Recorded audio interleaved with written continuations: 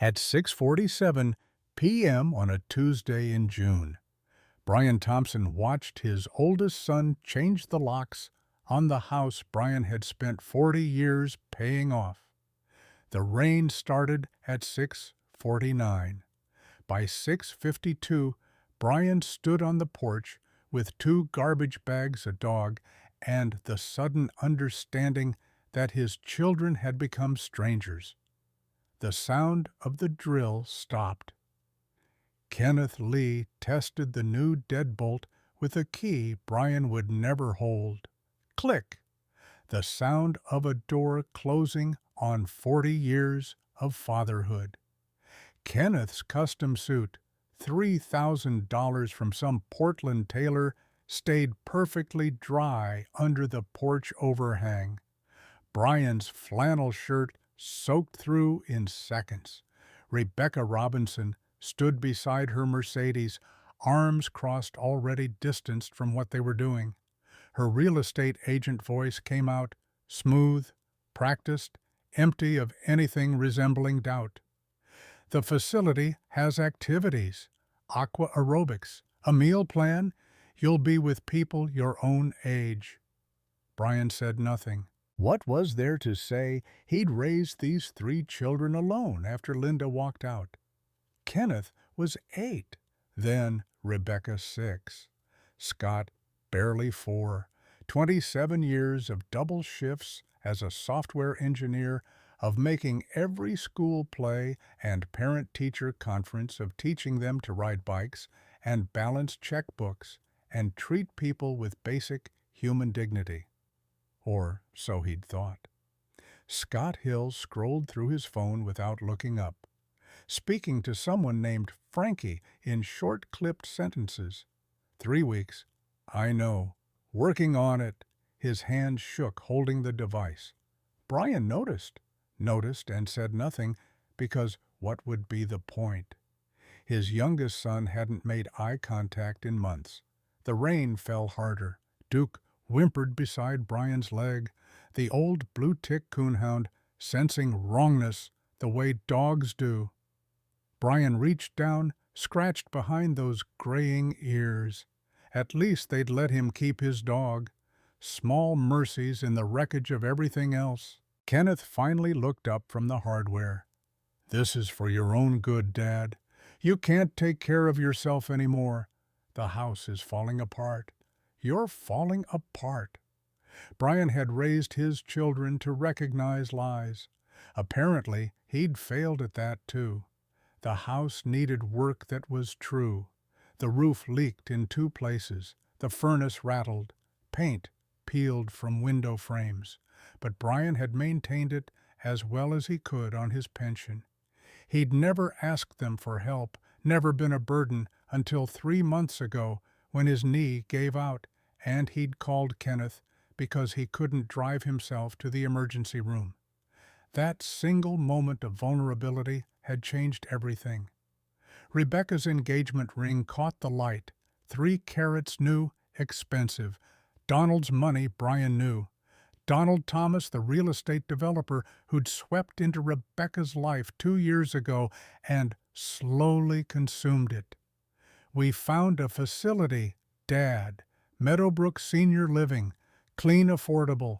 They have activities. The word affordable hung in the air like accusation. Brian watched his daughter avoid his eyes and understood they'd already listed the house. Probably with Rebecca's firm, probably calculated their cuts down to the penny before they packed his life into garbage bags while he sat in Dr. Brennan's office getting blood pressure medication he didn't need. Have you ever been judged by people who didn't know your story, who saw your silence as weakness instead of protection? That's where this begins. Kenneth held out an envelope. There's some cash for a motel tonight. We'll bring your car to Meadowbrook tomorrow with the rest of your things. Brian took the envelope without looking inside, picked up his bags.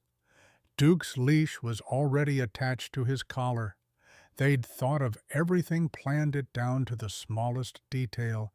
The precision of their betrayal was almost admirable. He walked down the porch steps he'd repaired a dozen times down the cracked driveway.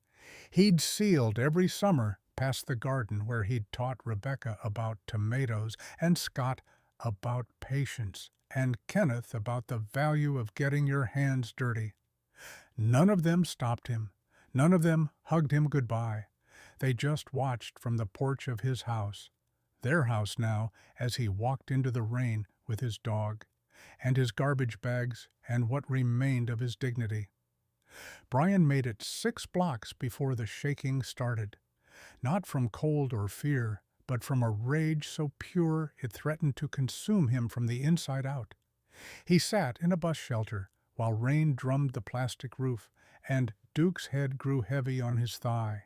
His phone was in his pocket, the one he'd kept secret from his children because they thought he was too old for smartphones, too addled to manage passwords and apps and the basic functions of modern life. But what nobody in that driveway knew, including Brian himself in that moment, was that 28 years earlier he'd made a choice that would change everything, and that choice was about to resurface. He pulled out the phone with shaking fingers, opened the banking app. The offshore trust account he'd set up in 1998 loaded slowly on the screen. The balance sat there in clean digital certainty, $287,492,018.43. Brian stared at the number until his eyes burned.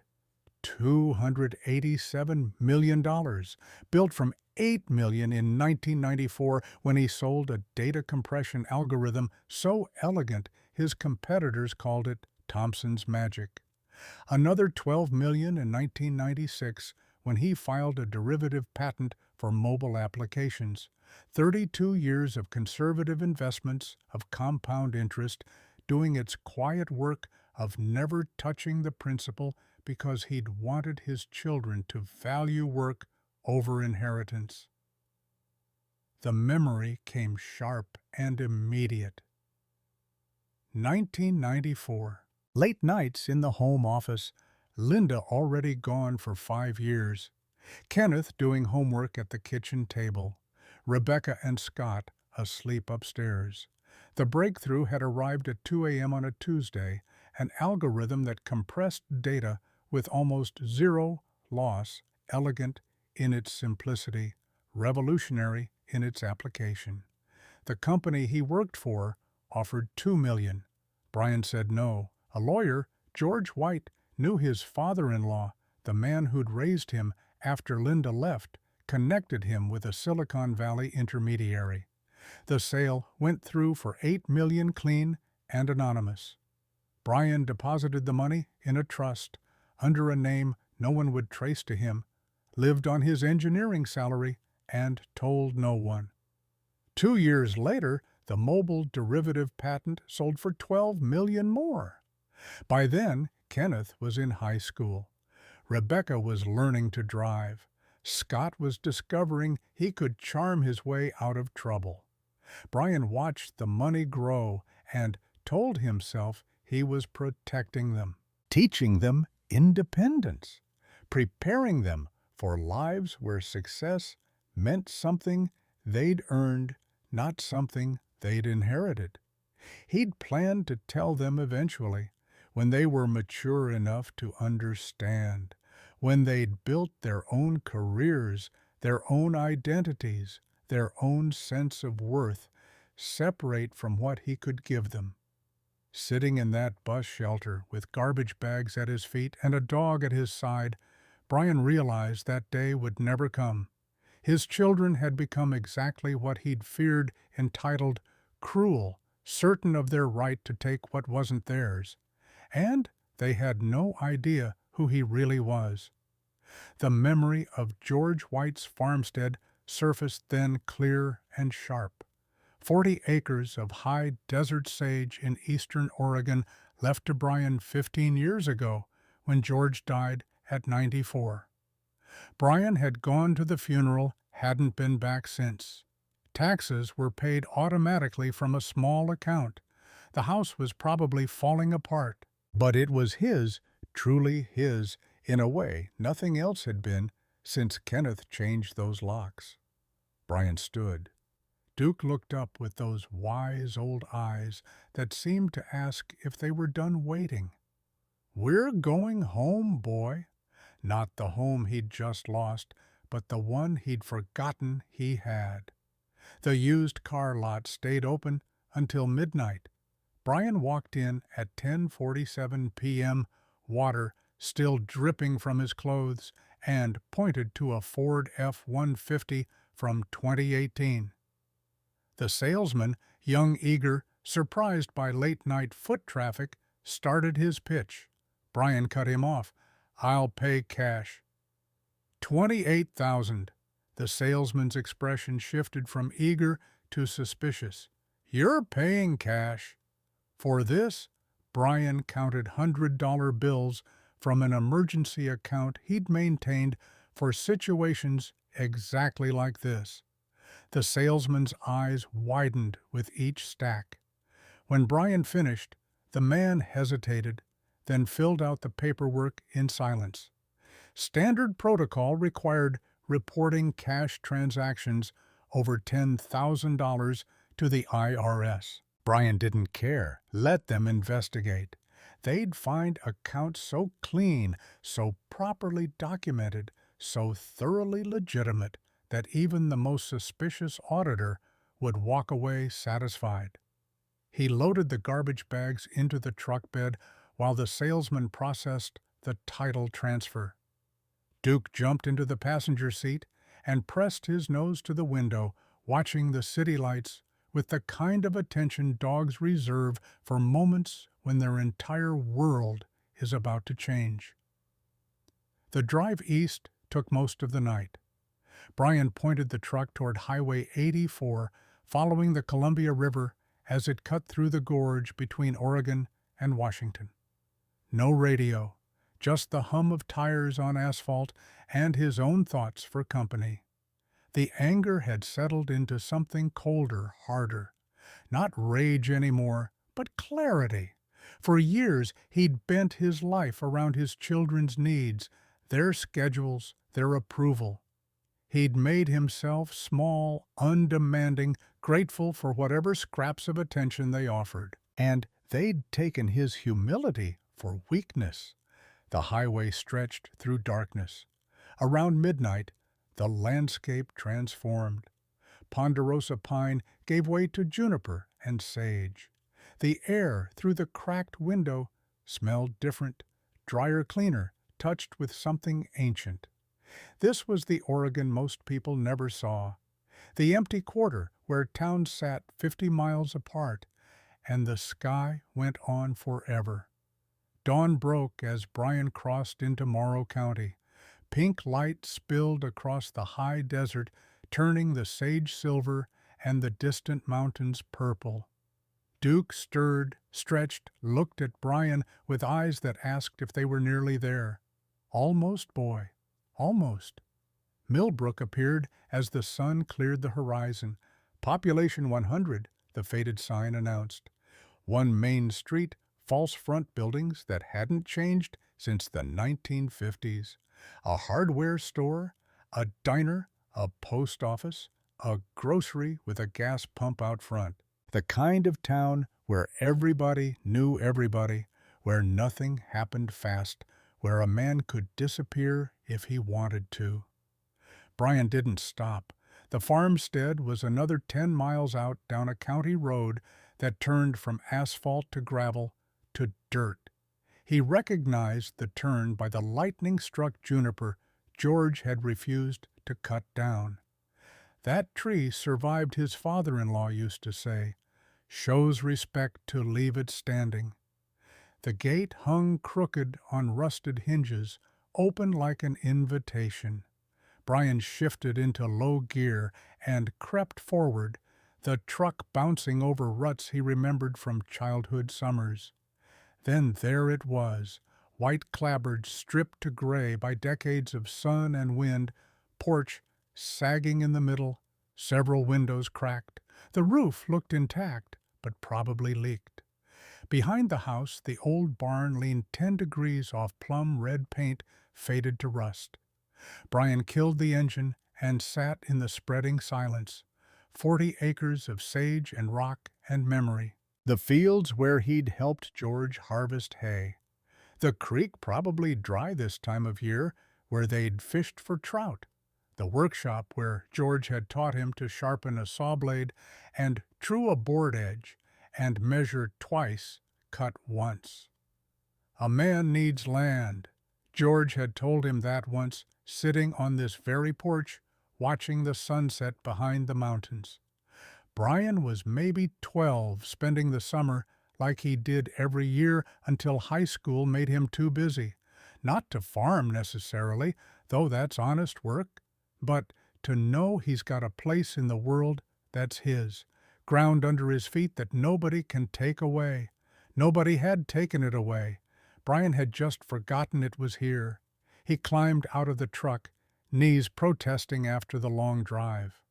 Duke jumped down and immediately transformed nose to the ground tail, wagging chasing scents with the enthusiasm of a dog half his age. The open space seemed to give him permission to be himself again. The front door was locked, but Brian knew where George kept the spare key. Third porch board from the left, rusted coffee can underneath. The can was still there, the key inside, 40 years old and still functional. Some things didn't change. The door stuck swollen from years of weather, but yielded when Brian put his shoulder into it. Inside, the house smelled of dust and time and absence. Furniture sat under old sheets like ghosts. The kitchen table was bare, except for one item, a leather-bound journal left open, as if George had just stepped out for a moment 15 years ago. Brian walked through the rooms, cataloging damage. The living room was intact, furniture solid if dusty. The kitchen had appliances from the 1980s, but they might still work. Electricity was on. He'd kept the account active. The bathroom needed new fixtures. 2 bedrooms upstairs, one with a hole in the ceiling where the roof had leaked. Not terrible, fixable. He found himself back in the kitchen, drawn to the journal. George's handwriting remained firm and clear despite his age. The last entry was dated October the 14th, 2011, 3 days before he died. Cold snap coming. Checked on the Martin family. Joshua's grandson has pneumonia. Took them firewood and my last chicken. Not charity, just neighborly. A man takes care of his community takes care of him. That's how it's supposed to work. Brian flipped backward through the pages, reading at random. Entry after entry about helping neighbors. Loans given, never collected. Work done, never billed. A pattern of quiet generosity spanning decades. August 3, 1985, helped the Pritchard family with their barn raising. Good people, salt of the earth. This is why I stayed in Millbrook all these years. March 22, 1967. Young Martin boy needed work. Hired him for the summer, even though I don't need the help. Good kid willing to learn. His family's been struggling since the mill closed. June 7, 1943.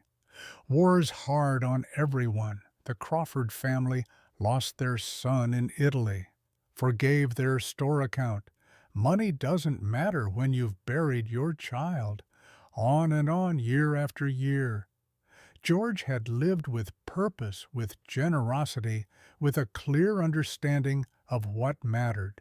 Not accumulation, but contribution. Not wealth, but worth. Brian's phone buzzed in his pocket, shattering the moment. He pulled it out, saw a string of messages from his children. Kenneth. Where are you? You're being dramatic. Call me. Rebecca. Dad, we're trying to help you. Stop being stubborn. We need to talk about the house. Scott, you can't just disappear. We have POA documents ready. This is happening whether you like it or not. Power of attorney. They actually thought they could declare him incompetent, take control of his assets, the house, his pension, the modest savings account they knew about. They had no idea about the real money, no clue that the father they'd thrown away like garbage had more wealth than they could imagine. Brian turned off the phone and slipped it into a drawer. Whatever they wanted could wait. Forever, maybe. He walked back outside where Duke was chasing a ground squirrel through the sage. The morning sun was warm now, burning off the last of the chill. The mountains stood sharp against a sky so blue it hurt to look at. A hawk circled overhead, riding the thermals with the patience of a predator who knows waiting is half the hunt. This place, this forgotten, neglected place, felt more like home than anywhere he'd been in years. The first week passed in a blur of honest work. Brian woke with the sun at 5:30 a.m., made coffee in George's dented percolator, and spent daylight hours fixing what needed fixing. He started small porch boards that sagged roof shingles that had blown loose windows painted shut for decades.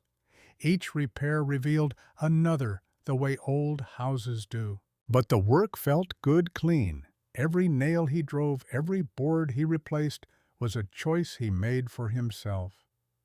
In the barn, he found George's toolbox, a heavy oak chest filled with hand tools from the 1950s. The handles were worn smooth. From decades of use, the steel still sharp. Brian ran his thumb along a chisel edge and felt the connection across time. These tools had built and fixed and created. Now they were his to carry forward. Duke adapted to country life like he'd been waiting for it his whole existence. He roamed the property each morning, checking fence lines and chasing rabbits he'd never catch. The dog seemed younger, somehow more alive. Maybe that's what freedom did, gave you permission to be yourself again. By the end of the week, Brian needed supplies. The list was long lumber nails, paint caulk, a dozen other things. He drove into Millbrook on a Thursday morning, the little town quiet, under a high blue sky. The hardware store sat on Main Street, its wooden facade painted forest green. A bell chimed as Brian pushed through the door. Inside, the place smelled of sawdust and machine oil and something indefinable that all hardware stores share, the scent of possibility, of projects waiting to be born. A man in his 70s stood behind the counter, reading glasses, perched on his nose, working through an invoice. He looked up at the bell. "Help you find something." Brian pulled out his list. "Need quite a bit, actually. Fixing up the old White place." The man's eyebrows rose. "George White's place. You family grandson. Brian Thompson." The man came around the counter, hand extended. "Joshua Martin. Your grandfather was good people. Real good people." His grip was firm, calloused, from a lifetime of work. "Haven't seen anyone out there in years." Wondered if the place was still standing. Barely. But it'll get there. Joshua spent the next hour helping Brian gather supplies, offering advice on everything from wood treatment to pump maintenance. Wells probably fine, those old deep wells last forever. But check the pressure tank. Bladder might be shot after all this time. They talked as they worked, Joshua sharing memories of George. How he'd hired Joshua as a teenager when the Martin family was struggling. How he'd been at Joshua's wedding, his father's funeral, every important moment. Never asked for anything back, just helped because that's who he was. At the register, Brian watched the total climb. $300, $400, $487.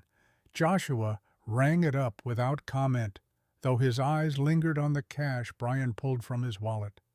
Not many people paid cash for that much anymore. "You staying out there alone?" "Just me and my dog." Joshua counted out change with careful precision. "Well, you need anything, you let me know. Good to have a white back in that house. Your grandfather would be pleased." Brian drove to the diner next, suddenly hungry. The place was classic small town. Red vinyl booth, checkered floor, a counter with swivel stools. A waitress in her late 50s moved between tables with the easy efficiency of someone who'd been doing this work for decades. Her name tag said Kathleen Robinson. "Sit anywhere, hon." Brian took a booth by the window. Kathleen appeared a moment later with coffee and a menu, her smile genuine. "Just passing through or staying a while?" "Staying. Fixing up my grandfather's place outside town." "Which grandfather?" "George White." Her face lit up in a way that made Brian's chest tighten with something he couldn't quite name. "Oh, George. He used to come in every Saturday for breakfast. Ordered the same thing for 30 years. 2 eggs over easy wheat toast, bacon crisp. Tipped like a millionaire, even though everyone knew he lived simple." She studied Brian with open curiosity. No pretense, no hidden agenda visible in her expression. "You have his eyes. Kind eyes." Something loosened in Brian's chest at those words. When was the last time someone had called him kind? He ordered the breakfast special and ate slowly, watching Millbrook through the window. People moved at a different pace here. They stopped to talk on the sidewalk, waved to passing cars. A man helped an elderly woman with her groceries without being asked, without expecting acknowledgement. It was the kind of place that didn't exist anymore, except it did. It had been here all along waiting. On the 10th day, Brian found something in George's desk. A hidden drawer, false bottom, revealed by accident when he pulled too hard on a stuck drawer above it. Inside a leather ledger from the Depression era, pages yellowed but intact. The years 1932 to 1945 were recorded in meticulous detail: names, dates, amounts. Money loaned during the Depression to families in Millbrook. Hundreds of entries spanning more than a decade. But here was the thing. Next to each loan amount was a payment record, and the payments never matched the original amounts. Sometimes they were half, sometimes a quarter, sometimes just a notation, 2 dozen eggs, and a thank you. In the margin of each entry, George had written the same 2 words in his careful hand: paid in full. Brian traced the entries with his finger, each one a window into his grandfather's soul. Martin Joshua Sr., $200, 1932, paid $47 plus summer labor. Paid in full. Pritchard family, $150, 1934, paid what they could spare. Paid in full. Crawford family, $300, 1936, paid their gratitude. Paid in full. George had given without expecting return, had helped people get back on their feet, then forgiven the debt. Over and over, year after year, a pattern of generosity that asked nothing back. Brian sat back in the desk chair, ledger open on his lap. He had $287 million gathering interest in accounts he never touched.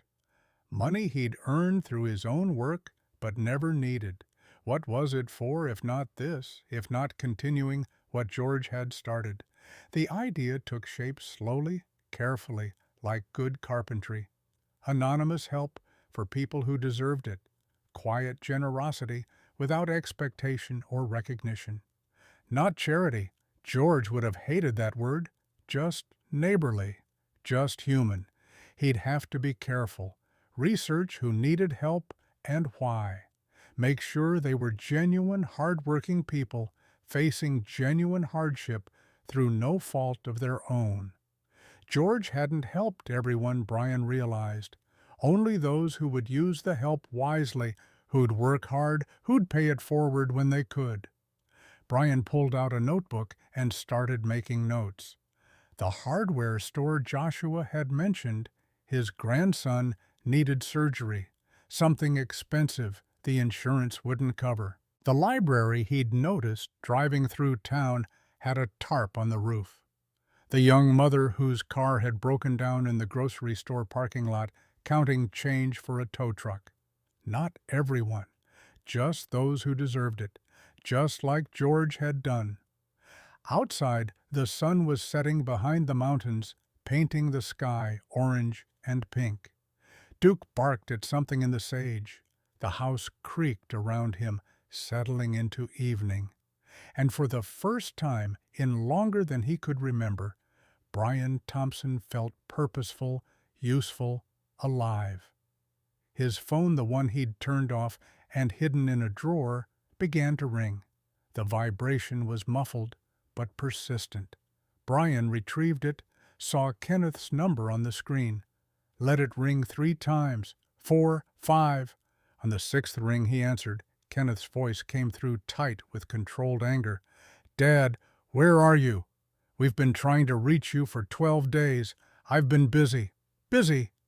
A pause heavy with disbelief. "We thought you were dead. Or worse." Brian looked out the kitchen window at the mountains, at the last light, fading from their peaks. "What's worse than dead? Don't be cute. Where are you? Does it matter?" "Of course it matters.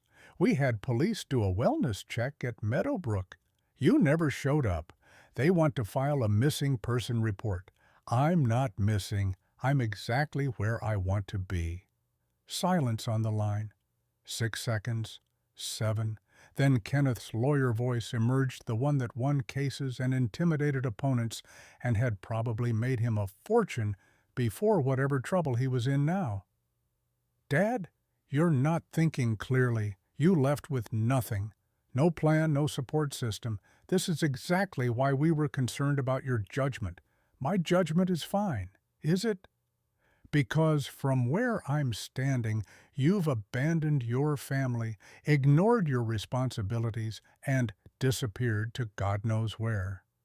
That's not the behavior of someone who's thinking rationally." The words landed like punches, designed to wound, to make Brian doubt himself. Kenneth had used this tactic for years, subtle undermining disguised as concern. Brian recognized it now, saw it for what it was. "I need to go. We're selling the house." Kenneth's voice hardened, losing the pretense of worry. "The papers are drawn up. We need your signature." "You're not getting it, Dad." "I said no, Kenneth. The house is mine. You can't sell it without me." "We'll see about that." The threat was clear, naked, unashamed. "We have options. Legal options. Do what you need to do." Brian hung up before Kenneth could respond. His hands shook not from fear, but from the effort of staying calm, of not saying the things he wanted to say.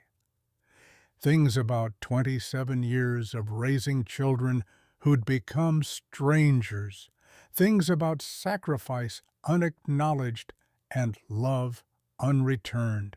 Things about 8-year-old Kenneth crying after Linda left, and Brian sitting up all night promising everything would be okay, and maybe that was the lie that started all the others. Duke whimpered, sensing distress. Brian knelt and buried his face in the dog's fur, breathing in the smell of sage and dust and unconditional loyalty. Dogs didn't betray you, didn't pretend to care while plotting how to use you. didn't take 40 years of devotion and reduce it to an obstacle between them and money they thought they deserved. It makes you wonder how many families break not from lack of love, but from failure to see each other clearly. Kenneth thought he was saving his father. Brian thought he was teaching his children independence. And neither could hear the other anymore. Brian walked to George's journal and made his first entry in 15 years. Day 12. Kenneth Rebecca Scott threw me away. They think I'm broken helpless, a burden to be managed. They have no idea who I am, no idea what I've built. Tomorrow, I start fixing this house, and then I start fixing Millbrook, not because I need their gratitude, because George taught me that a man's worth isn't measured in what he has, but in what he gives, and I have a lot to give. He closed the journal and set it beside George's. 2 generations of men who'd learned that wealth without purpose was just numbers on a screen. That family was who stood beside you when everything fell apart, not who waited for you to die so they could divide what you left behind. The phone buzzed again. Another text from Kenneth, then Rebecca, then Scott. Brian turned it off and put it back in the drawer. Whatever they wanted could wait. They'd made their choices. Now he would make his. Outside, stars blazed across the desert sky in a way they never did in Portland. Duke followed Brian onto the porch and settled at his feet, warm and solid and real. The house creaked with the wind, with age, with the promise of work ahead. Tomorrow, Brian would continue the repairs, would research the families who needed help, would start becoming the man George had shown him how to be. His children had thrown him away because they thought he was worthless. They were wrong about the money, but that wasn't what mattered. What mattered was this: he'd built a life he was proud of once before the weight of their judgment crushed it into something small and apologetic, before he'd learned to make himself invisible to avoid their disappointment. Out here, with 40 acres of sage and sky and possibility stretching in every direction, Brian Thompson began to remember who he was. And the person he remembered was someone his grandfather would have recognized, someone his children had never bothered to meet. The night air smelled of rain coming through the sky, showed no clouds. Brian breathed it in, the scent of transformation, of endings that made space for beginnings. Duke's breathing slowed into sleep. The stars wheeled overhead in their ancient patterns, and somewhere in the darkness an owl called across the emptiness, hunting for what moved in the shadows. Brian smiled into that darkness. Let them come with their lawyers and their documents and their absolute certainty that they knew what was best. Let them try to prove he couldn't take care of himself, couldn't make rational decisions, couldn't live without their intervention. He'd show them something they'd never seen before, the man he'd always been underneath their expectations, the man who'd built something they couldn't imagine from silence and secrecy, and the belief that his children deserved to find their own way. They'd find out eventually. The money, the patents, the decades of careful planning. They'd learn that their broken, incompetent father had been playing a different game all along. But by then, by the time they understood what they'd thrown away, it would be too late to take back the cruelty, the dismissal, the garbage bags on the porch in the rain. Some lessons could only be learned through loss. Brian had learned that when Linda left, when the woman he'd loved disintegrated into someone he didn't recognize, consumed by an illness she refused to acknowledge, and all he could do was hold their children while they cried and lie about why their mother wasn't coming back. He'd protected them from that truth, hidden Linda's psychiatric records, her diagnosis, her refusal of treatment. Let them think she'd chosen to leave rather than explain that her mind had broken in ways she couldn't control. Another secret meant to shield them, to spare them pain. Another silence that had done more harm than truth ever could. Tomorrow he'd begin again, with honest work and open giving, with community earned rather than assumed, with the kind of life George had shown him was possible, one where worth came from contribution, where wealth was measured in connection, where family was who chose to stand beside you rather than who shared your blood. But tonight he sat with his dog and his grief and his slowly building rage that tasted like freedom, because rage, properly directed, could burn away everything false and leave only what mattered. And what mattered wasn't the money or the house or the vindication he'd feel when they learned the truth. What mattered was the hawk circling overhead at dawn. The smell of coffee in George's kitchen, the weight of Duke's head on his thigh, the knowledge that somewhere in Millbrook families were struggling and he had the power to help without asking for anything in return except the privilege of being part of something larger than himself. His children had given him a gift, though they'd never understand it. They'd given him permission to stop performing for their approval, to stop shrinking himself to fit their image of what an aging father should be, to stop hiding the fullness of who he was and what he'd accomplished out of fear they'd love the money more than they'd ever loved him. The gift was freedom. The price was everything he'd spent 40 years building. And as Brian Thompson sat on his grandfather's porch, watching stars burn in the high desert darkness, he discovered something George had known all along. Some things were worth the cost. The Millbrook Library occupied a converted house on 2nd Street, its single room lined with mismatched shelves donated over decades. Brian arrived on a Wednesday morning in his 3rd week ostensibly to research property records. The librarian, a woman in her 70s named Martha, pointed him toward the microfiche machine without questions. Brian spent 2 hours going through county records, tax assessments, news archives from the weekly Millbrook Chronicle. Tyler Martin's name appeared in a fundraiser announcement from 3 months prior. 12 years old, rare kidney condition, experimental surgery, not covered by insurance. Cost $43,000. The article mentioned Joshua Martin working double shifts at the hardware store, the family still $15,000 short. Brian made notes, verified the hospital through a phone call, claiming to be a potential donor, requiring confirmation before releasing funds. The billing office confirmed the amount, the timeline, the family's situation, real need, deserving people. George would have approved.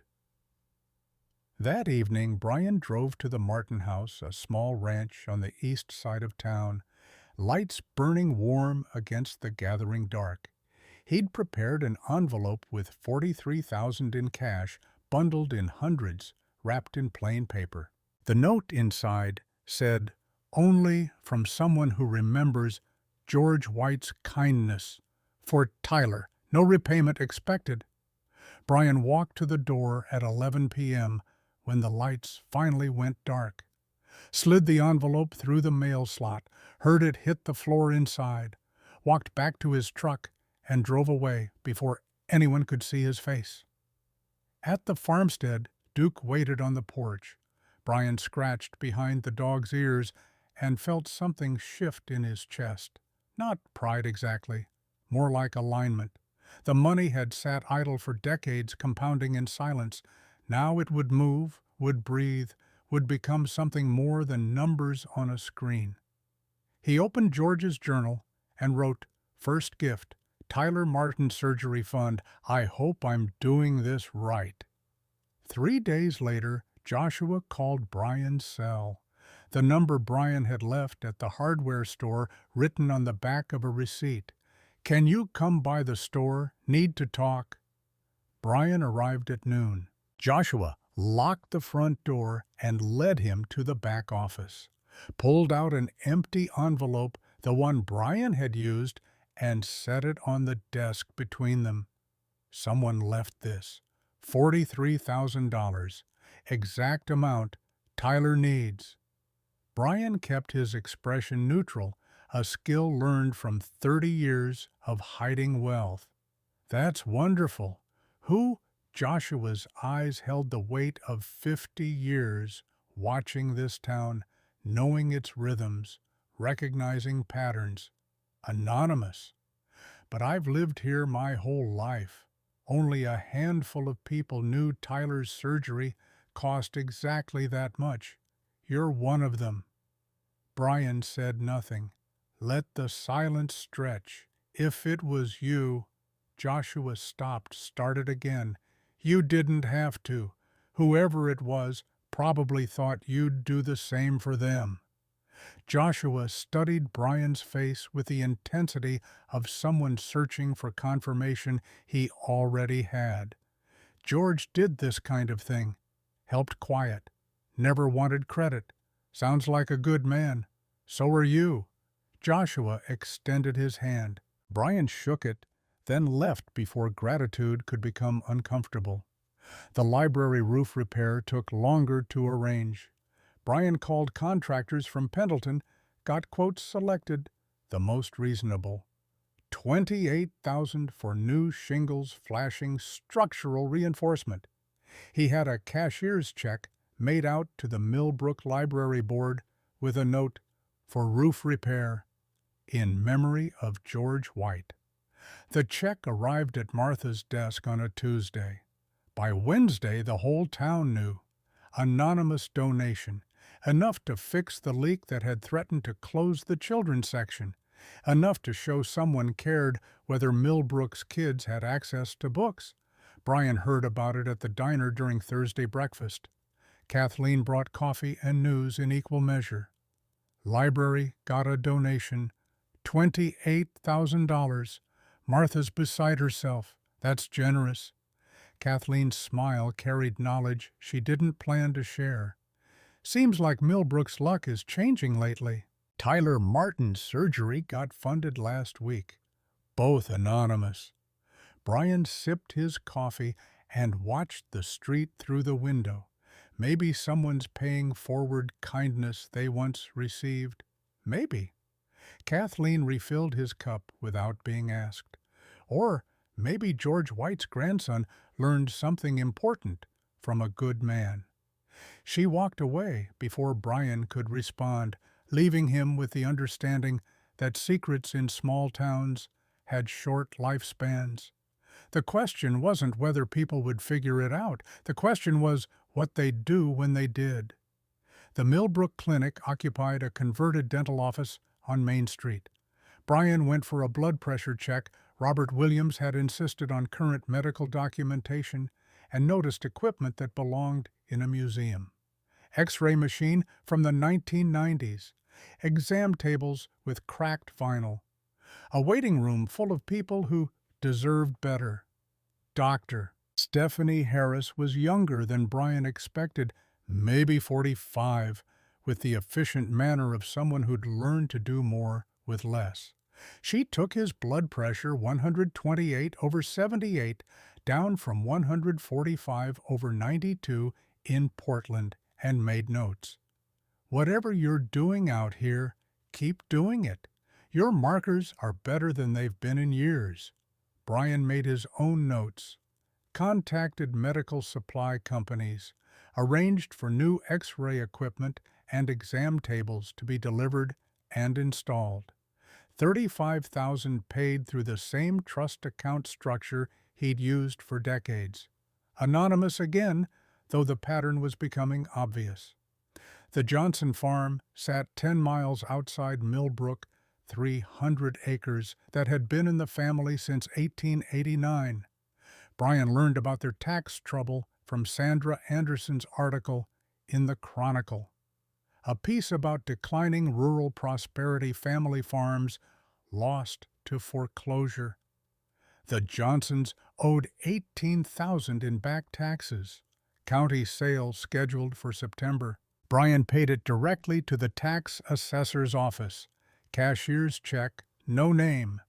The Johnsons would get notification that their debt had been cleared. They'd never know who saved them. $124,000 in 4 weeks. Brian's fortune dropped from $287,492,018 to $279,876,421. The difference was invisible, meaningless. But 4 families' lives had changed in ways that would ripple forward for generations. Kathleen sat across from him during the Friday dinner rush, settling into the booth with the casualness of someone who'd earned the right to invade his solitude. Interesting things happening in Millbrook. Tyler Martin's surgery got funded, library getting a new roof, clinic got equipment, Johnson Farm saved from foreclosure. Brian kept his face blank. That's great news. All anonymous donations, all within 4 weeks. All since you arrived. Coincidence! Kathleen's smile was warm, conspiratorial, completely free of judgment. I don't believe in coincidences, but I also don't believe in forcing people to take credit they don't want. She patted his hand, the touch brief, electric, startling in its casualness. Whoever's doing this, they're giving Millbrook hope. That's worth more than the money. Brian relaxed a fraction. She knew, but she wouldn't push, wouldn't expose him before he was ready to be exposed. Just so you know, people will figure it out eventually. And when they do, you'll have to decide if you want to hide or belong.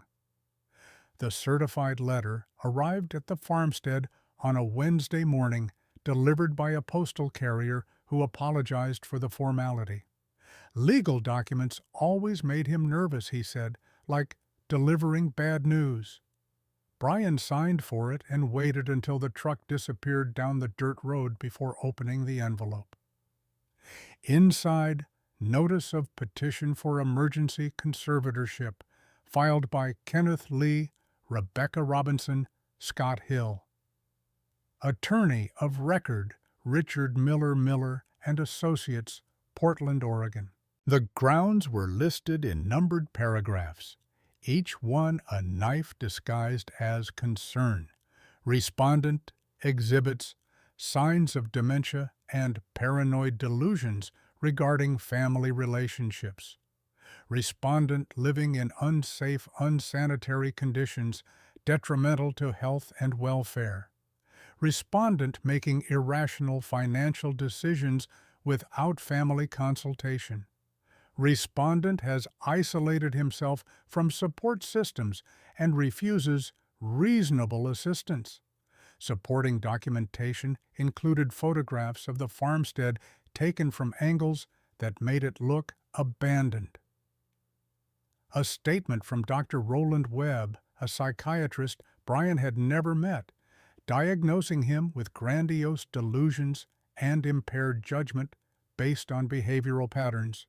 Medical records that claimed Brian had missed appointments he'd never scheduled. The hearing was set for August 8th. 6 weeks away.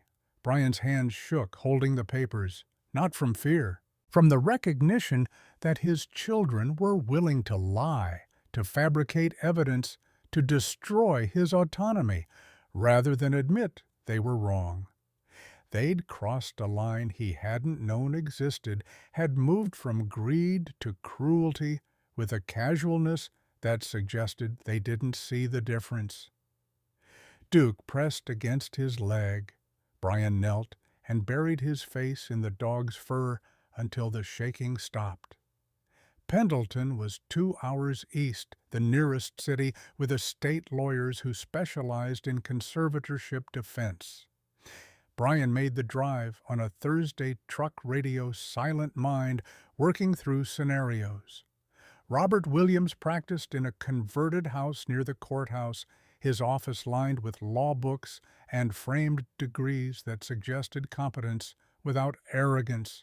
Brian told him everything, not the money, not yet, but the eviction, the petition, the obvious desperation driving his children's actions.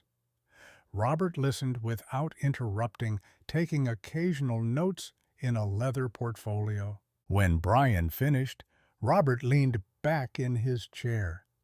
3 adult children, all financially desperate, based on what you've described.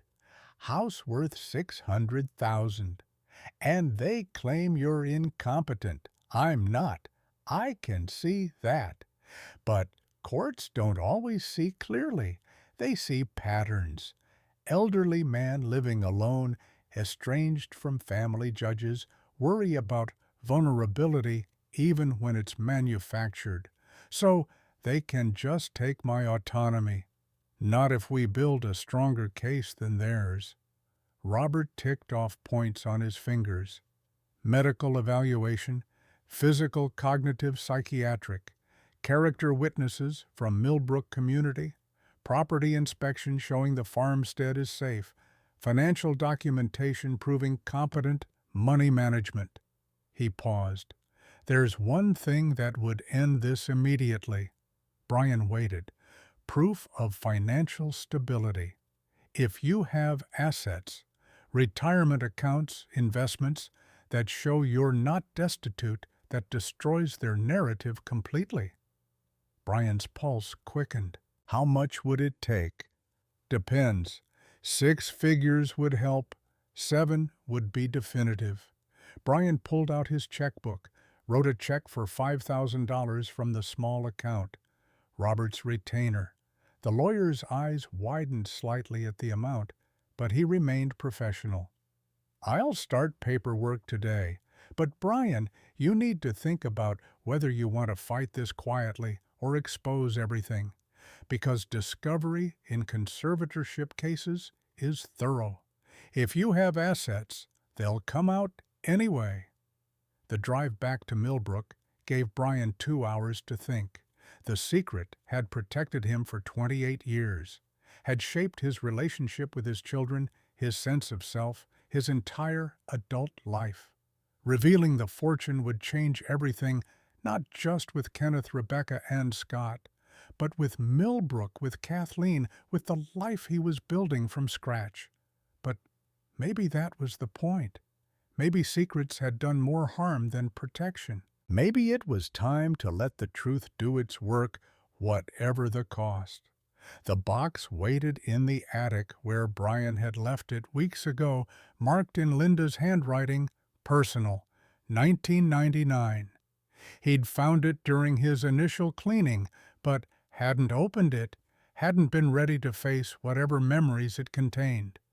Now he carried it down to the kitchen, set it on George's table, opened the flaps with hands that remembered Linda's touch, her laugh, the way she'd looked at him before the illness consumed her. Inside, psychiatric evaluation papers from Oregon Health Sciences University. Admission date, March 14, 1999.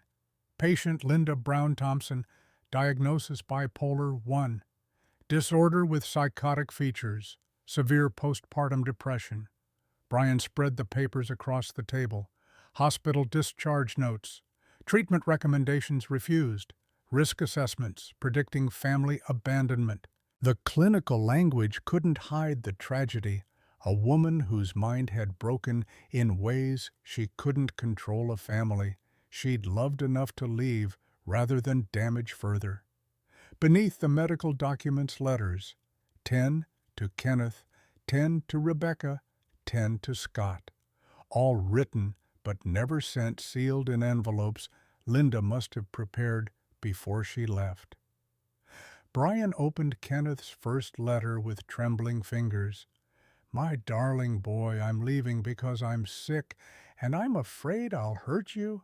Not with my hands, never that, but with my broken mind that sees threats where there are none, that hears voices telling me terrible things. Your father is strong. He'll raise you right. I'm not strong enough. Someday, maybe you'll understand that leaving was the only way I could protect you. I love you more than breathing. That's why I have to stop breathing your air. Mom. Rebecca's letter. You look just like me, baby girl. I hope you don't inherit my broken brain. If you do get help, don't run like I'm running. Don't let pride and shame destroy you the way they're destroying me. You deserve better than what I can give. Be brave in ways I never could. Scott's. You're 3 years old. You won't remember me. Maybe that's better. Maybe you'll grow up thinking your mom was strong enough to stay, but I'm not. I'm broken, and I'm scared, and I'm leaving before I do something we'll all regret. I'm sorry. I'm so sorry. I love you even though you'll never know it. Brian read all 30 letters, felt 27 years of lies crumble under the weight of Linda's truth. He'd hidden her illness to protect the children, to spare them the knowledge that their mother hadn't chosen to abandon them. But the hiding had taught them something worse, that people who loved you could disappear without explanation, that trust was conditional, that vulnerability was dangerous. His secrecy about Linda had shaped their entire understanding of family. And his secrecy about money had reinforced the lesson that fathers kept secrets, that truth was negotiable, that the people who were supposed to protect you couldn't be trusted with who they really were. Brian gathered the letters into a pile. Tomorrow he'd drive to Pendleton for his medical evaluation. And when this went to court, he'd reveal everything, the money and the mental illness and the decades of choices that had seemed wise in the moment, but had cost more than he'd ever imagined. Because Rebecca was right. No more secrets, even when truth hurt more than lies ever could. Dr. Stephanie Harris put Brian through 4 hours of evaluation at Pendleton Medical Center. Physical exam, blood pressure, excellent arthritis, mild cardiovascular system, strong for his age. Cognitive testing, memory, sharp problem-solving skills, above average. Spatial reasoning in the 96th percentile, psychological screening, no depression, minimal anxiety, clear judgment, intact sense of self. You're in better shape than men 20 years younger. Dr. Harris made notes in her tablet. Whatever you're doing in Millbrook, it's working. Your stress markers have dropped significantly. The environment change was therapeutic. Brian thought about garbage bags in the rain, about locks changing while he watched, about children who'd seen him as a problem to solve rather than a person to love. I was in a toxic situation. Leaving helped. Then keep leaving. Dr. Harris smiled. My professional opinion, you're one of the healthiest 60-year-olds I've evaluated. Certainly not someone who needs a conservator. In Portland, Kenneth stared at the Oregon State Bar letterhead for the 15th time that week. Investigation, RE trust account discrepancies. The words hadn't changed. Still accused him of misappropriating $67,000 from client funds. Still threatened disbarment if he couldn't make restitution by September 1st. He'd taken the money for Emma's medical bills when insurance denied coverage for her congenital heart defect. Had planned to replace it before anyone noticed. But then the market crashed and his investments tanked, and suddenly there was no way to cover the gap without selling something large, like his father's house. His wife, Maggie, stood in the doorway of his home office. arms crossed, face tight with worry. Did he sign? Kenneth closed the laptop. He walked away. Emma's surgery is in 8 weeks. We need that money, Kenneth. I know. Kenneth's voice came out hollow. Richard says conservatorship is the only option now. Maggie moved closer, her anger shifting to something that looked like fear. And you're comfortable with that? Declaring your father incompetent so we can take his house. Kenneth looked at the photo on his desk. Emma, at 6 years old, smiling, unaware that her heart was failing by degrees, that without surgery she'd die before her 8th birthday. I'm not stealing from my father. I'm saving my daughter. The justification sounded thin, even to his own ears. But what choice did he have? Let Emma die to preserve his father's dignity. Kenneth had made worse bargains than that. Rebecca sat in her condo and watched Donald Thomas throw another glass at the wall. It shattered 3 feet from her head, close enough that she felt the spray of wine and broken crystal against her cheek. Your father is stalling.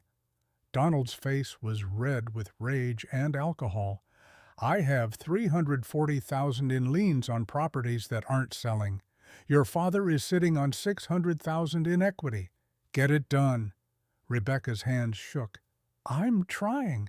Try harder. Donald moved closer, his breath sour with wine and fury. Or I go to the real estate board about those appraisals you forged on my projects. See how that goes for your career. The threat was familiar, well-worn, from 3 years of repetition. Rebecca had signed documents inflating property values to help Donald secure loans he couldn't afford. He'd kept copies, had evidence that would destroy her license, her reputation, her entire professional life. She looked at the photo on her end table. Linda holding baby Rebecca, both of them smiling. Rebecca looked just like her mother, same dark hair, same sharp cheekbones, same eyes that held too much pain. She was repeating Linda's pattern, staying in a toxic relationship out of fear, letting someone else's cruelty define the boundaries of her life. The conservatorship hearing is in 6 weeks. Rebecca's voice came out small. Richard Miller says we'll win. You better. Donald grabbed his keys. I'm going out. When I get back, I want to hear you've convinced your brothers this has to happen fast. He slammed the door hard enough to rattle the windows. Rebecca sat in the silence and wondered how much longer she could sustain the lie that this was love. Scott's phone lit up at 2 a.m. The name on the screen, Frankie. He considered not answering. Considered throwing the phone out the window and pretending the debt would disappear if he just ignored it long enough. But debts to people like Frankie didn't disappear. They compounded with violence. You're 2 months behind. Frankie's voice was calm, which somehow made it worse. That's $85,000 with interest. I need payment in 4 weeks, or we have a problem. Scott's apartment was small, messy, smelled like failure. I'm working on it. Family asset liquidation. Your father's house. Yeah, you mentioned. Frankie's pause held weight. Clock's ticking, Scott. You know what happens when clocks run out. The call ended. Scott sat in darkness and thought about the swing set in the backyard of the house Kenneth had just sold. About Brian pushing him higher, teaching him to pump his legs, catch air, feel free. About how he'd turned freedom into recklessness, turned risk into addiction, turned a father's love into just another resource to exploit when the gambling debts got too deep. The group text chain lit up at dawn. Kenneth, he won't answer phone. No idea where he went. Rebecca, I checked Meadowbrook. He never showed. Should we file missing person Scott? Give him 24 hours. He's probably at a motel feeling sorry for himself. Kenneth. We proceed with conservatorship. Richard needs medical records. Rebecca. I'll get them from Dr. Brennan's office. Scott. What if he fights it? Kenneth. Richard says, it doesn't matter. Dad's 60 alone? Unemployed house falling apart. We have plenty for incompetence. Rebecca. This feels wrong. Kenneth. Emma's dying. Rebecca. You want to explain to a 7-year-old why Grandpa's stubbornness killed her? Rebecca didn't respond, just stared at her phone and felt the last piece of herself, the piece that remembered what integrity felt like, crumble into dust. Sandra Anderson had been a journalist for 12 years, most of them covering small-town Oregon for papers nobody outside the state had heard of. The Millbrook Chronicle paid barely enough to cover rent, but it let her write stories that mattered to people who actually read them. The pattern of anonymous donations caught her attention during her weekly review of City Council minutes. 4 major gifts in 6 weeks, all anonymous, all transformative for the recipients. That wasn't normal. Normal was bake sales and car washes and desperate crowdfunding campaigns. Normal wasn't $43,000 appearing in an envelope. She started investigating, interviewed Joshua Martin, who confirmed Tyler's surgery fund, but wouldn't speculate about the donor. Talked to Martha at the library, who showed her the cashier's check for $28,000. Visited Dr. Harris at the clinic, who described new equipment arriving without explanation. The article wrote itself. Sandra titled it, Mystery Donor Transforms Millbrook, $124,000 in 6 weeks.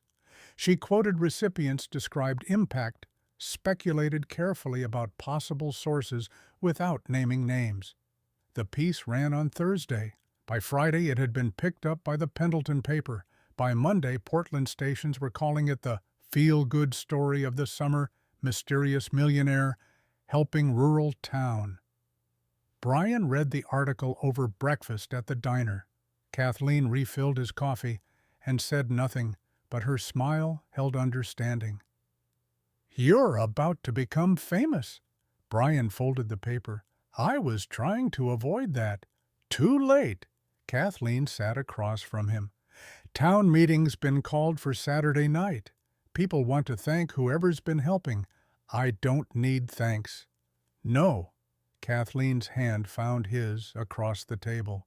But maybe you need to stop hiding. Maybe that's the point. 150 people packed into Millbrook Community Church on Saturday evening. More than Brian had expected, more than could comfortably fit in the space. They stood along the walls, sat on the floor, filled every pew with the kind of attention that suggested something important was happening. Brian sat in the back with Duke, trying to remain invisible. It didn't work. Joshua Martin spoke first. Whoever you are, you saved my grandson's life. Tyler's surgery is next week. He'll live because of you. The crowd erupted in applause. Brian felt his chest tighten. Martha from the library. Our children now have computers. They can compete with schools in cities. They have access to information that will shape their futures. Dr. Harris. New equipment means we can diagnose conditions we'd have missed before. Lives will be saved. The Johnson family farmer, I was going to lose my family's land. Someone I don't know saved 3 generations. Then Kathleen stood. Her voice carried across the crowded space with the authority of someone who'd lived in Millbrook her entire life. I think I know who it is, and I think he's here tonight. Brian's pulse hammered. Duke pressed closer. Brian Thompson, George White's grandson. Every head turned. 150 pairs of eyes found him in the back row. Brian stood slowly, Duke beside him, feeling exposed in ways he'd spent decades avoiding. Kathleen continued, George spent 50 years helping this town. His grandson is doing the same. If I'm wrong, Brian can say so. But if I'm right, we owe him our thanks. 5 seconds of silence. Then Brian's voice. George taught me that community isn't about taking credit. It's about taking care of each other. He hadn't confirmed, hadn't denied, had threaded the needle between truth and privacy in a way that satisfied no one completely but acknowledged everything. Then let us take care of you. Joshua's voice carried weight. We heard about the legal trouble. Your children trying to declare you incompetent. Brian's surprise must have shown on his face. Sandra raised her hand. I'm a reporter. I investigated. Your children filed a conservatorship petition. Hearings in 2 weeks. We're testifying for you. Joshua gestured to the crowd. All of us who want to. 60 hands rose. 60 people willing to spend a day in Pendleton Courthouse defending a man they'd known for 6 weeks. Brian felt something crack in his chest, not breaking, but opening, making space for connection he'd forgotten how to accept. You don't have to. Yes, we do. Kathleen's voice was gentle but firm, because George would have done it for any of us. And you're George's family. That makes you ours. After the meeting, Kathleen asked Brian to her house for coffee. The invitation felt like more than caffeine, and Brian followed her truck through dark streets to a small home on Third Warm Lights.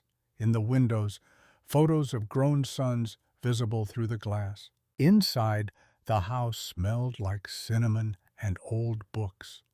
Kathleen made coffee in silence, while Brian studied family pictures on the walls. 2 young men in graduation gowns, wedding photos, grandchildren. Your boys. Brian's voice felt rough from the emotion of the evening. Kathleen handed him a mug.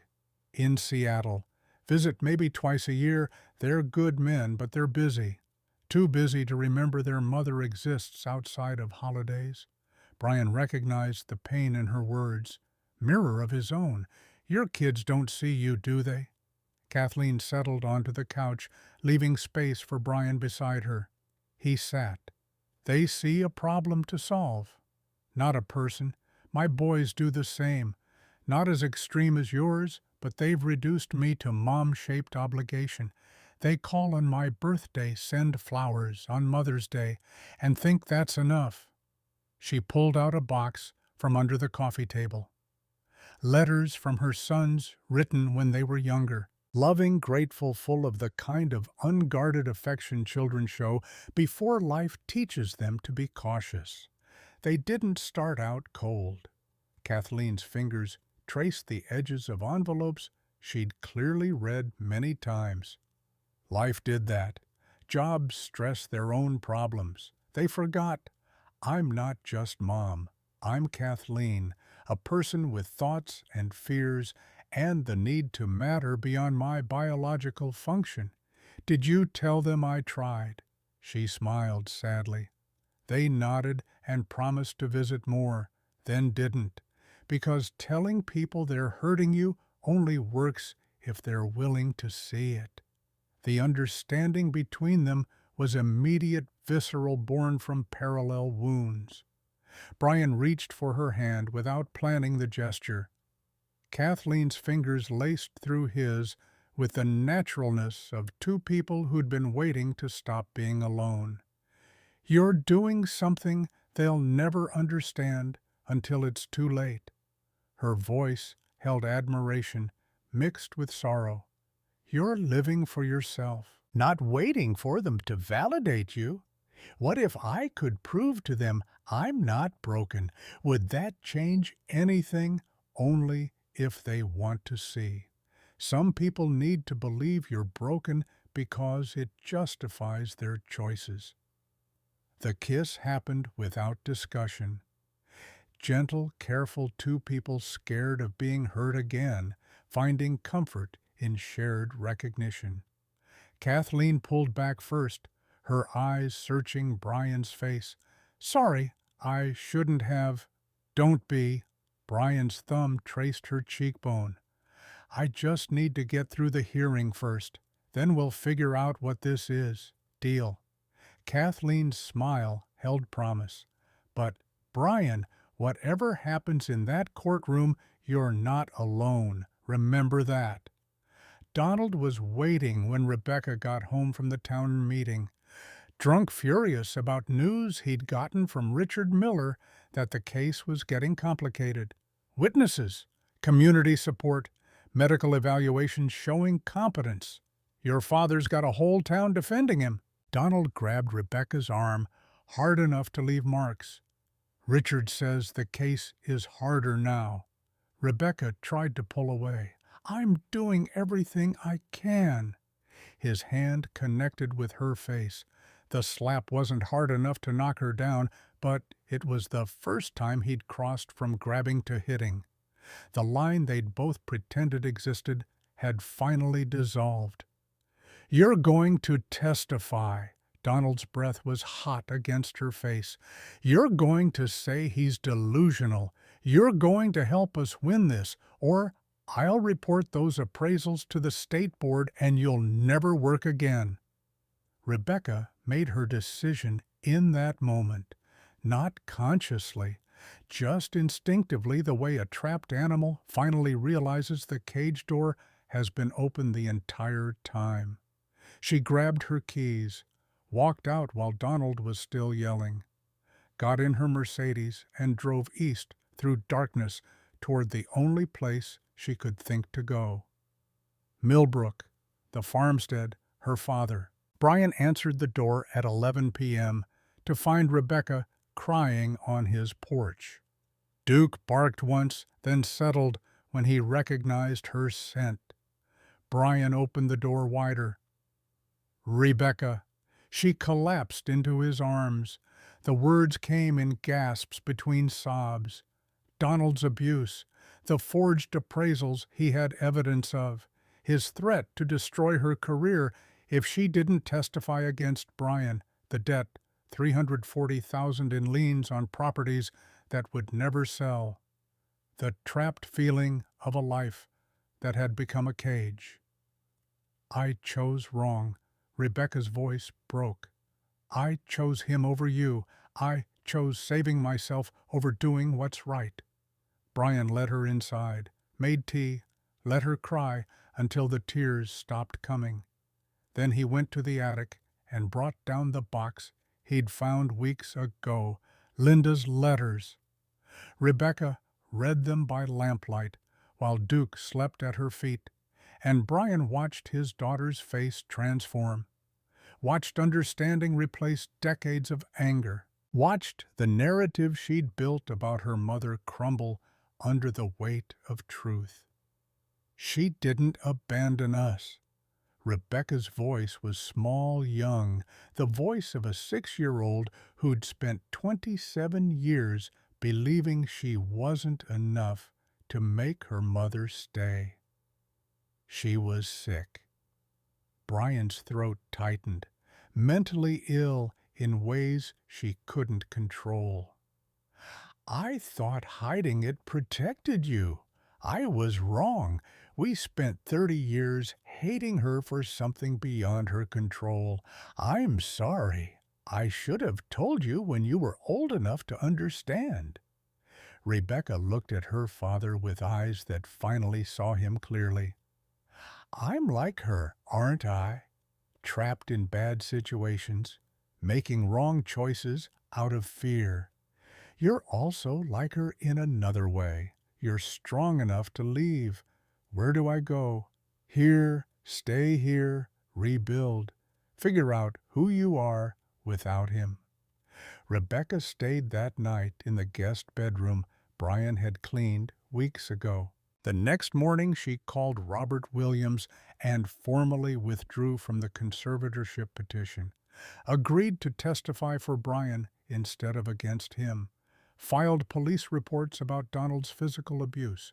Donald found out by noon, left 17 voicemails, each one more threatening than the last, called Kenneth with the news, "Your sister betrayed us.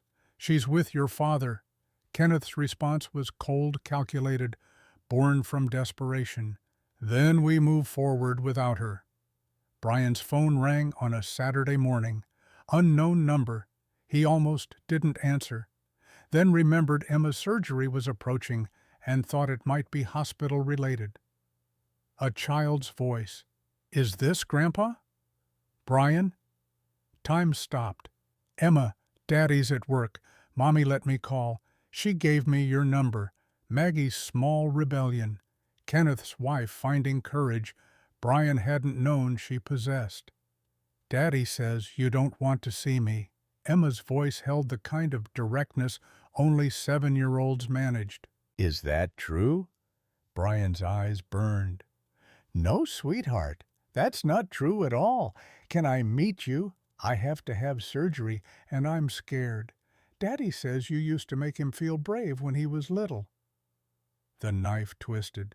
"I'd love to meet you, Emma. Tell your mommy yes." They arranged it for the following Saturday. Maggie would drive Emma to Millbrook while Kenneth was in Portland for depositions. Brian spent the week preparing, cleaned the house more thoroughly, bought groceries a child might eat, let Duke get used to the idea that a small person would be invading his territory. Emma arrived at 10 a.m. wearing a Wonder Woman t-shirt and light-up sneakers. She was small for 7, thin in the way sick children often are, but her eyes were bright with curiosity. She ran to Brian and hugged him without hesitation, without the wariness adults learned from disappointment. "You look like Daddy, but nicer." Brian laughed, despite himself. "Your daddy's a good man. He's just lost right now." Maggie stood by the car watching. She was younger than Brian expected, maybe 35, with the exhausted expression of someone carrying weight too heavy for one person. "Thank you for seeing her. Kenneth doesn't know I'm here. I'm glad you came." They spent the day together. Emma helped Brian fix a section of fence, holding nails, handing tools, chattering about school and friends, and the surgery that would either fix her heart or end her life. Duke let Emma ride on his back, patient and gentle, in the way old dogs are with vulnerable things. George's journal fascinated Emma. She asked Brian to read entries, listen to stories about a great-great-grandfather who'd helped everyone and expected nothing back. "Your grandpa was like a superhero." Emma's voice held awe. "He helped everyone. He taught me to do the same. Why doesn't Daddy want you in my life?" Brian chose honesty. "Because he thinks I don't have anything to give you. He thinks I'm old and broken. That's silly." Emma's conviction was absolute. "You fixed this whole house, and you make me feel safe. That's something important." Maggie pulled Brian aside while Emma played with Duke. "Kenneth doesn't know I'm here. He'd be furious. But Emma deserves to know you. Thank you for what it's worth." Maggie's voice dropped. "I told Kenneth to drop the conservatorship. He won't. He's too scared of losing everything. Tell him I'll help with Emma's surgery. No conditions. Just tell him." They left at 4. Emma cried, not wanting to go, extracting promises that Brian would visit her in the hospital. After their car disappeared down the dirt road, Brian sat at George's table and wrote a check for $180,000. Emma's surgery plus post-operative care, plus enough to cover Kenneth's bar restitution if he was smart enough to accept it.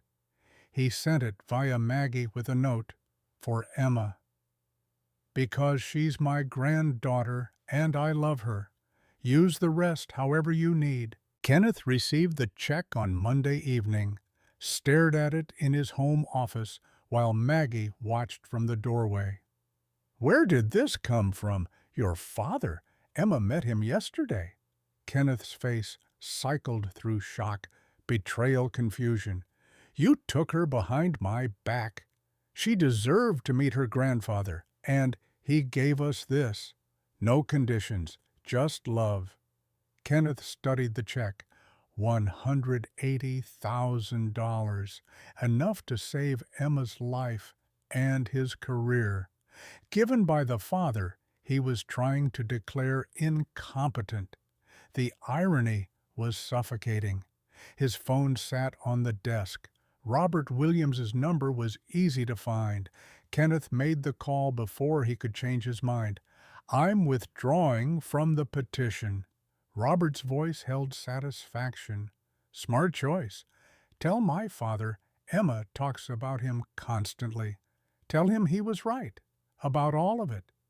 Kenneth hung up and looked at his daughter's photo, at Maggie's face, which held relief and disappointment in equal measure, at the check that represented both salvation and condemnation.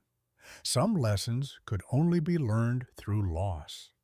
Kenneth was beginning to understand what he'd lost by choosing money over presence, security, over trust, fear over love.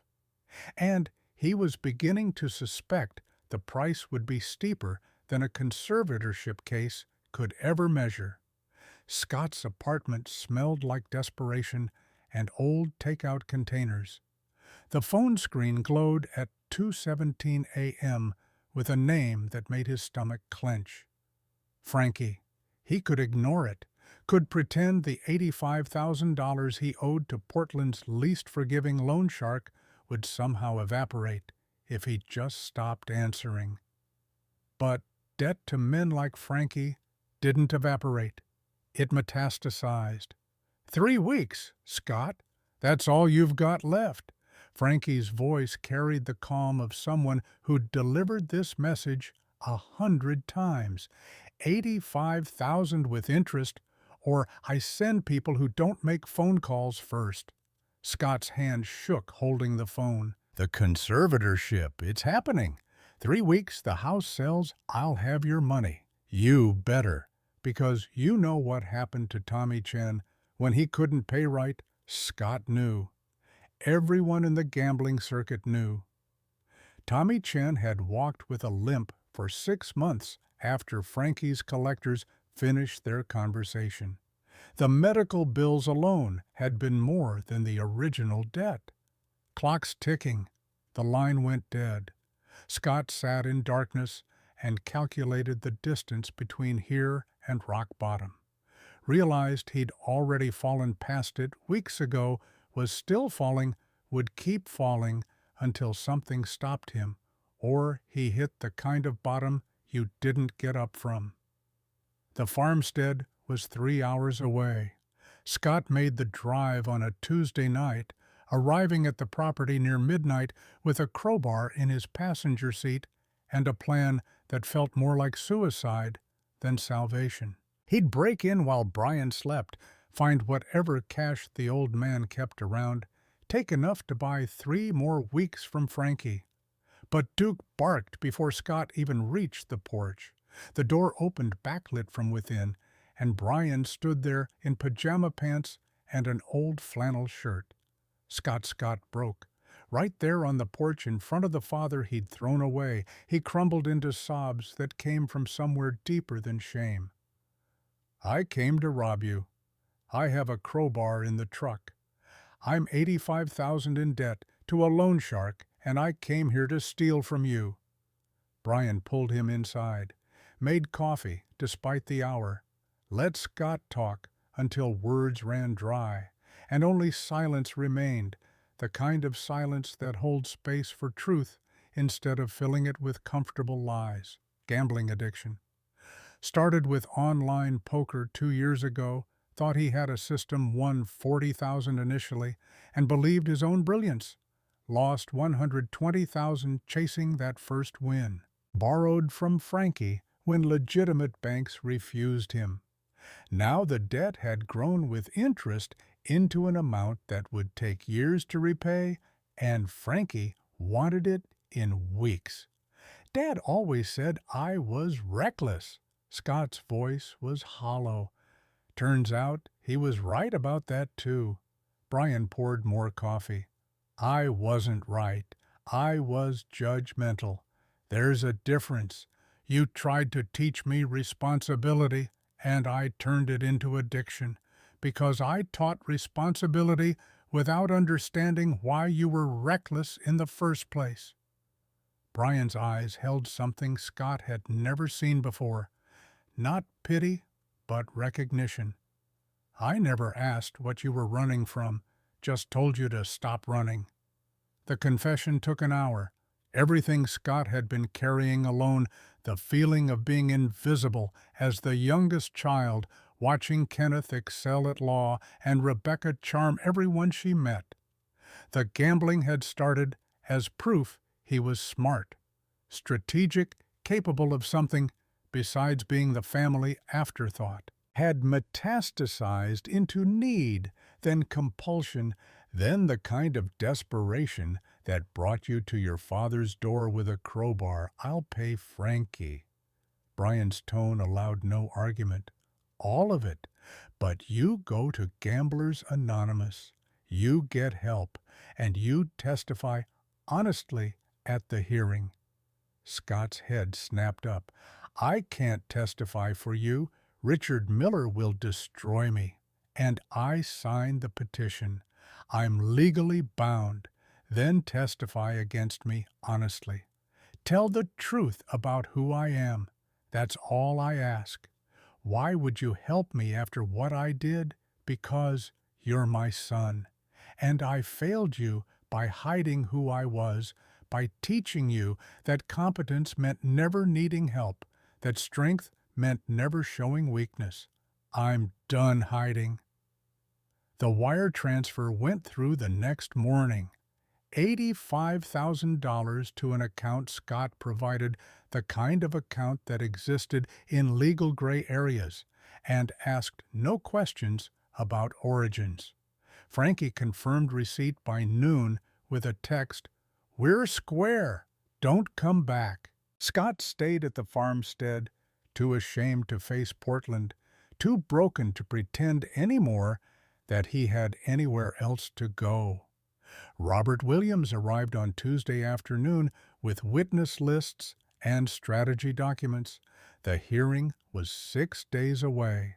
Richard Miller had filed additional motions claiming Brian had manipulated community members through financial coercion, that the anonymous donations were evidence of impaired judgment rather than generosity.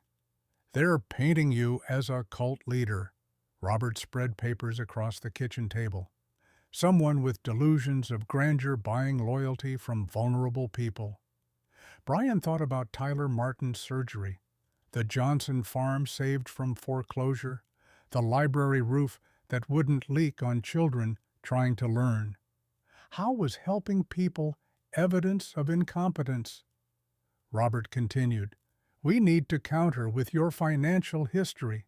Show the money was managed wisely, invested conservatively, grown strategically over decades. That kind of sophistication destroys their incompetence narrative." The question hung unspoken. Are you ready to reveal everything? Brian looked at Rebecca, who'd been staying in the guest room for 2 weeks, whose bruises from Donald had faded to yellow, but whose healing would take longer. At Scott, who'd spent 3 days helping repair the barn while attending his first GA meetings in Pendleton. At the life he'd built from garbage bags and betrayal. Yes, I'm ready. Millbrook organized with the efficiency of people who'd been taking care of each other for generations. 62 residents arranged carpools to Pendleton for the hearing. Sandra Anderson coordinated media strategy, ensuring the story framed Brian as competent victim rather than confused elderly man. Joshua Martin gathered character references from 3 decades of people George White had helped demonstrating the family pattern of strategic generosity. The night before the hearing, the church hosted a dinner for everyone traveling to court. 100 people packed the fellowship hall, sharing casseroles, and certainty that tomorrow would prove what they already knew: Brian Thompson was exactly who he said he was. Kathleen sat beside Brian while Duke slept under the table. "Whatever happens tomorrow, you're not alone. Remember that." Brian's hand found hers. "I spent 40 years being alone in a house full of children. This is what family actually feels like." Kenneth called at 9 p.m. His voice came through strained, careful, like someone relearning how to talk to a person they'd written off as irrelevant. "Dad, I'm testifying tomorrow. For you, not against you. The hearing is about my autonomy. You already withdrew from the petition.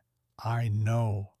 But I want to stand up there and tell a judge that I was wrong, that you saved my daughter's life while I was trying to steal yours. That matters more than whether it changes the legal outcome.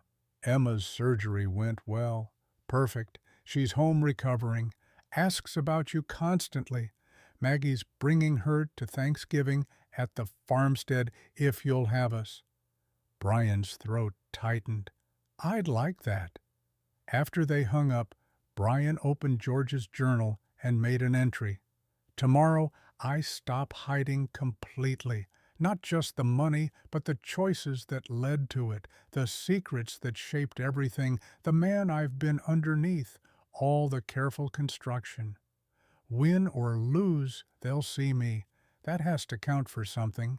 The Morrow County Courthouse looked different, packed with people who'd driven 2 hours to defend someone most of them had known for less than 2 months. 83 Millbrook residents filled the gallery, some holding signs despite the bailiff's request to put them away. "Brian Thompson is Millbrook," and "Generosity isn't incompetence," and one hand-drawn poster from a child that just said, "Thank you, Mr. Thompson," with a crayon drawing of Duke. 5 television vans lined the street outside. Sandra's article had transformed a routine conservatorship hearing into a human interest story about rural America, anonymous generosity, and whether doing good could be used as evidence of being bad at managing your own life. Brian entered with Robert Williams, Rebecca on his left, Scott on his right. Kenneth and Maggie waited by the courtroom doors with Emma in a wheelchair, the girl's chest bandaged beneath a Wonder Woman shirt. Emma waved with the enthusiasm of someone too young to understand the gravity of what was about to happen. Richard Miller stood near the plaintiff's table, looking like a man who'd realized his sure thing had complications. He was 55, silver-haired, expensive suit, the kind of lawyer who'd built a career on exploiting families during their most vulnerable moments. 22 conservatorships in 7 years. Average fee $340,000 per case. Sandra's investigation had uncovered the pattern, published it in the Chronicle, triggered a state bar inquiry that was now running parallel to this hearing. Judge Patricia Johnson took the bench at 9:30 sharp. She was 62, gray hair, pulled back severely, reading glasses on a chain, the kind of judge whose reputation suggested she suffered fools poorly and lawyers who wasted her time even less. This is a hearing on the petition for emergency conservatorship. Mr. Miller, you represent the petitioner. Proceed with your opening statement. Miller stood, buttoned his jacket with the precise movements of someone performing a well-rehearsed routine. Your Honor, this case concerns a man who worked hard, raised a family, contributed to his field. But age and isolation have damaged his judgment in ways he can't recognize. Brian Thompson lives alone in a deteriorating farmstead, gives away substantial sums without consulting family, has cut contact with his children, and demonstrates what my expert witness will describe as grandiose delusions about his role in the community. Brian watched Miller perform, recognizing the technique: start with sympathy, establish the subject as pitiable rather than dangerous, make the conservatorship sound like mercy instead of theft. His children love him. Miller gestured vaguely toward where Kenneth, Rebecca, and Scott should have been sitting together. They want him safe, supervised, protected from his own declining faculties. That's all this petition seeks to accomplish. Robert Williams rose for his opening, and the temperature in the courtroom shifted. Your Honor, this isn't about safety. It's about money. 3 adult children facing financial crises saw their father's home as a solution to their problems. When he refused to cooperate, they filed this petition to take control by force.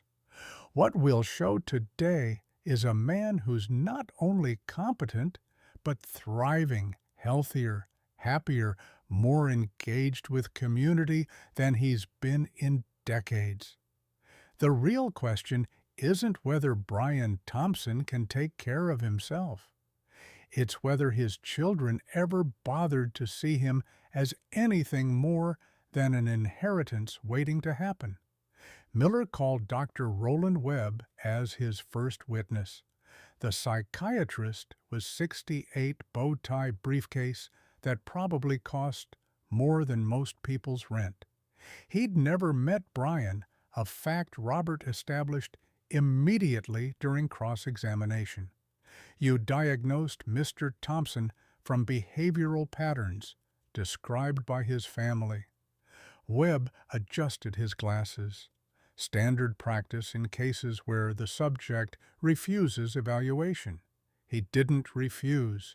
He was never asked. Regardless, the behavioral evidence: living in isolation, giving away money without family consultation, grandiose beliefs about his importance. These indicate impaired judgment. Robert pulled out a document. You've testified in 44 conservatorship cases in the past 7 years. How many times did you find the respondent competent? Webb hesitated. These cases are referred to me because there's already concern 0. You've found every single person incompetent. Would it be fair to say you're hired to provide a predetermined conclusion rather than an objective assessment? Miller objected. Judge Johnson sustained it, but the damage was visible in the jurors' faces. There were no jurors, but the judge's expression showed she'd absorbed the point. Robert pressed. Dr. Webb, is generosity a mental illness? When it's compulsive and irrational, is $124,000 irrational for a man with substantial assets? Webb's pause lasted 3 seconds too long. I wasn't aware of substantial assets. Robert let the silence stretch before dismissing the witness. Miller's case crumbled over the next hour. His evidence rested on the assumption Brian was destitute, making the donations proof of financial irresponsibility. But Robert had medical records showing improved health property assessments, proving the farmstead was being competently renovated, bank statements from the small account demonstrating careful budgeting. Then Miller called Scott Hill, expecting him to be the weak link, the desperate son who'd testify to anything to get his father's money and solve his own problems. Scott was sworn in, took his seat looking smaller than his 30 years, the weight of shame visible in his posture. Your father gave away $124,000 in 6 weeks. Miller's voice was confident. Did he consult you before making these donations? No. Did that concern you? Yes. Why? Scott met Brian's eyes across the courtroom. Because I needed money and he wouldn't help me. Miller smiled, sensing victory. And why did you need money? I had a gambling addiction, owed $85,000 to a loan shark. I asked Dad for help multiple times. He always said no. Miller's smile widened. So your father refused to help his own son while giving money to strangers. Scott's voice cut through the courtroom. He said no because giving me money wouldn't solve my problem. It would enable it. He was right. I was too broken to see it, so I joined this lawsuit out of spite. But then Dad paid my debt anyway, all $85,000. Required I get help, go to GA meetings, face what I'd done. That's not incompetence, that's wisdom I was too broken to recognize. Miller's face drained of color. The courtroom gallery murmured approval until the judge's gavel restored silence. Scott turned to Brian. Dad, I'm sorry. For the petition for the theft, I almost committed for not seeing you clearly enough to understand you were trying to save me from myself. You're the sanest person I know. Miller had no redirect. Scott left the stand and took a seat in the gallery beside Rebecca. Your Honor, Robert stood. The defense calls Brian Thompson. The walk to the witness stand felt longer than it was. Brian placed his hand on the Bible, swore to tell truth that had been buried for nearly 3 decades, and sat facing courtroom full of people who were about to learn who he actually was. Robert's questions were gentle, methodical, building the foundation, life as an engineer, the patent work, raising 3 children alone after Linda left, the decision to keep the wealth secret, to teach them independence rather than entitlement. Why come to Millbrook specifically? Brian's voice was steady. My children threw me out. I came to the only place I had left my grandfather's land, the place he'd shown me that a man's worth isn't measured in what he accumulates, but in what he contributes. And the donations, the anonymous help, I found my grandfather's records, Depression-era loans. He forgave families. He helped without expecting return. I had resources I wasn't using. He'd shown me what they were for. Robert introduced George's journal, the leather-bound ledger, decades of quiet generosity, documented in careful handwriting. Let the judge read selected entries while Brian sat in silence. Then Robert pulled out the box that had been sitting on the defense table since the hearing began. Linda's psychiatric records, the letters she'd never sent. Mr. Thompson, you've kept a secret from your children for 27 years beyond the money. Tell the court what it is. Brian's throat tightened. He'd rehearsed this moment, but rehearsal and execution were different species of difficult. My wife didn't abandon our children. She was mentally ill. Bipolar disorder with psychotic features. Severe postpartum depression after Scott was born. She left to protect them, not because she stopped loving them. I hid her illness because I thought the truth would hurt them more than absence. Silence in the courtroom was absolute. I was wrong. My secrecy about Linda taught them I couldn't be trusted. That vulnerability was dangerous. that the people who should protect you keep secrets that matter more than truth. I see that now. So if I'm revealing the money, I'm revealing this too. No more hiding, even when honesty costs more than lies. Robert let the moment breathe before asking his final question.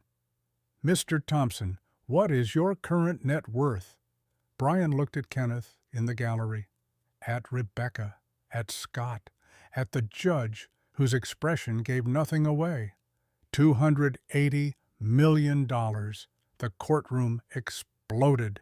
Gasps, shocked exclamations, reporters frantically typing. Kenneth's mouth fell open. Rebecca covered her face with both hands.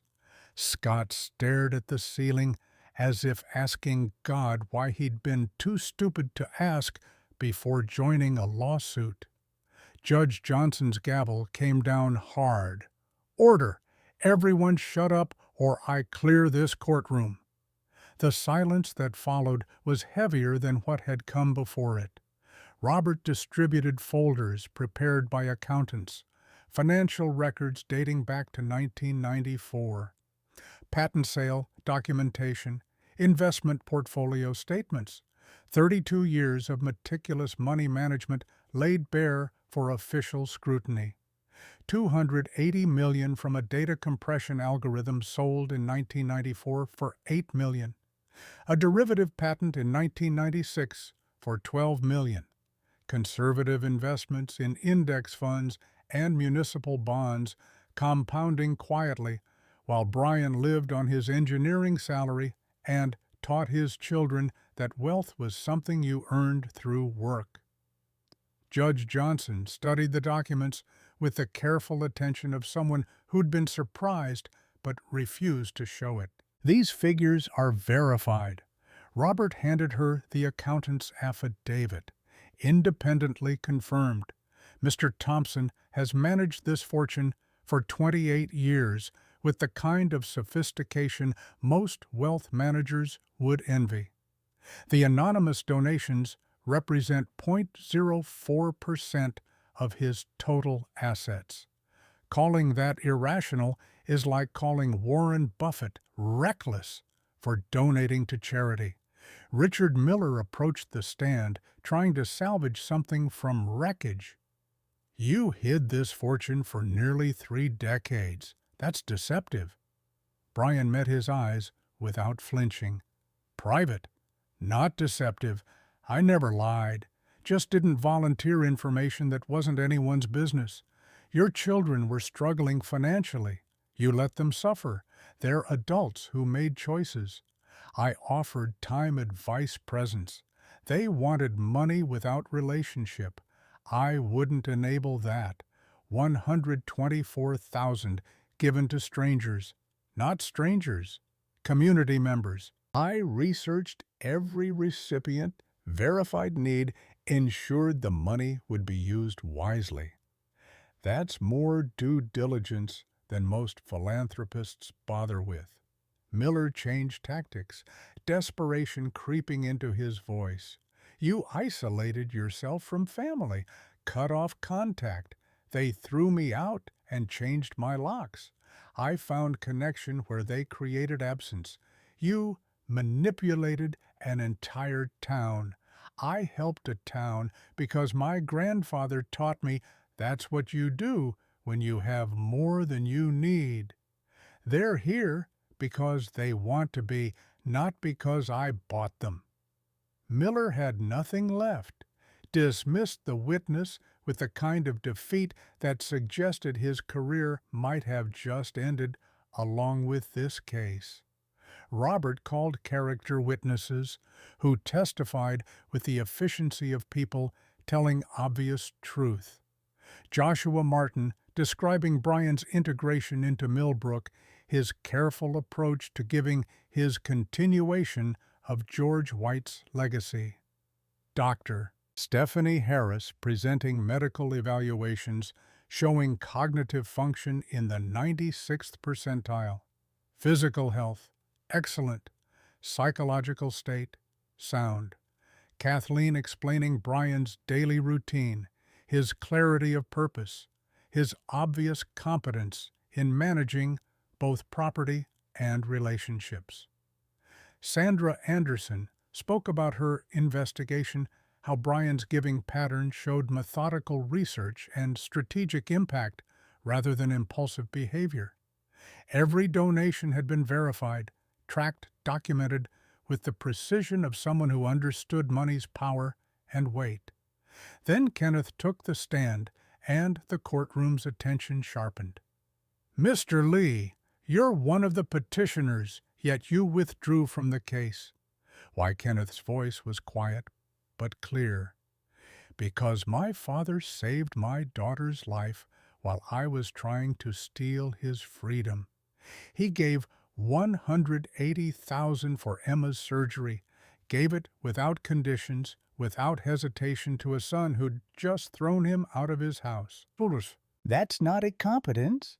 That's grace I didn't deserve, and wisdom I failed to recognize. You believed your father was incompetent when you filed. I believed he was poor and declining. I was wrong about both. But more than that, I never asked what he wanted, what he needed, whether he was actually happy. I just assumed he needed saving, because seeing him as helpless justified taking what I wanted. That's the incompetence here. Mine, not his." The cross-examination was brief. Miller had nothing to work with when the petitioner testified against his own case. Closing arguments were anticlimactic. Miller's was weak, going through motions for a case already lost. Roberts was surgical, itemizing every piece of evidence proving Brian Thompson was not just competent, but thriving, healthier than he'd been in years, managing wealth most people couldn't imagine with the sophistication of a professional fund manager. Judge Johnson removed her glasses. "I've presided over conservatorship cases for 30 years. This is the weakest petition I've ever seen." She looked at Scott, who'd returned to the gallery. "Mr. Hill, you testified against your own petition. That shows growth, your father's support, clearly enabled." To Kenneth and Rebecca. "You two withdrew, which shows integrity, but the damage you caused, evicting a competent adult from his home based on assumptions rather than evidence that's actionable if he chooses to pursue it." To Richard Miller, I'm referring this case to the Oregon State Bar. "Your pattern of conservatorship filing suggests financial exploitation rather than client advocacy. 22 cases in 7 years, average fees of $340,000, 0 adverse outcomes until now. That's a business model, not a law practice." The ruling. Miller's folder snapped shut with finality. "All evidence shows Brian Thompson is competent to manage his affairs. His financial sophistication is exceptional. His community integration is exemplary. His cognitive function is above average for his age. His physical health has improved since leaving Portland. The petition for conservatorship is denied." The gavel fell with the sound of endings and beginnings intersecting. The gallery erupted in respectful cheers. Kathleen hugged Brian while Duke barked from outside where he'd been banished during proceedings. Rebecca cried into Scott's shoulder. Kenneth held Emma and tried to explain to a 7-year-old why the adults were all acting strange. In the hallway afterward, Kenneth approached first. "Dad, I don't know how to fix what I broke." Brian's anger had burned out during the testimony, leaving only exhaustion and tentative hope. "You start by seeing me as a person instead of a problem. Everything else follows from that. Emma wants you at Thanksgiving. Maggie wants Sunday dinners. I want," Kenneth's voice cracked, "I want my father back." The one I remember from before I learned to be ashamed of needing you. I'm here. I've always been here. You just stopped looking. Rebecca was next, her eyes red from crying. I left Donald, filed for divorce. Police arrested him for wire fraud 2 days ago, unrelated to us, but the timing felt like justice. I'm rebuilding my business the right way this time. Ethical appraisals, honest dealing, no shortcuts. Proud of you. Mom's letters. Rebecca touched Brian's arm. I read them every night. I understand now why you hid things. But, Dad, no more secrets between us, even when truth is harder than lying. Agreed. Scott hung back until his siblings finished, then approached with the hesitance of someone who'd lost the right to assume welcome. I'm staying in Millbrook, if you'll let me, working for the foundation Robert helped you set up, learning how to give the way you and Grandpa George did. There's room at the farmstead, always has been. Emma wheeled herself over, Maggie pushing carefully. Grandpa Brian, you won. Brian knelt to her level. We won, sweetheart.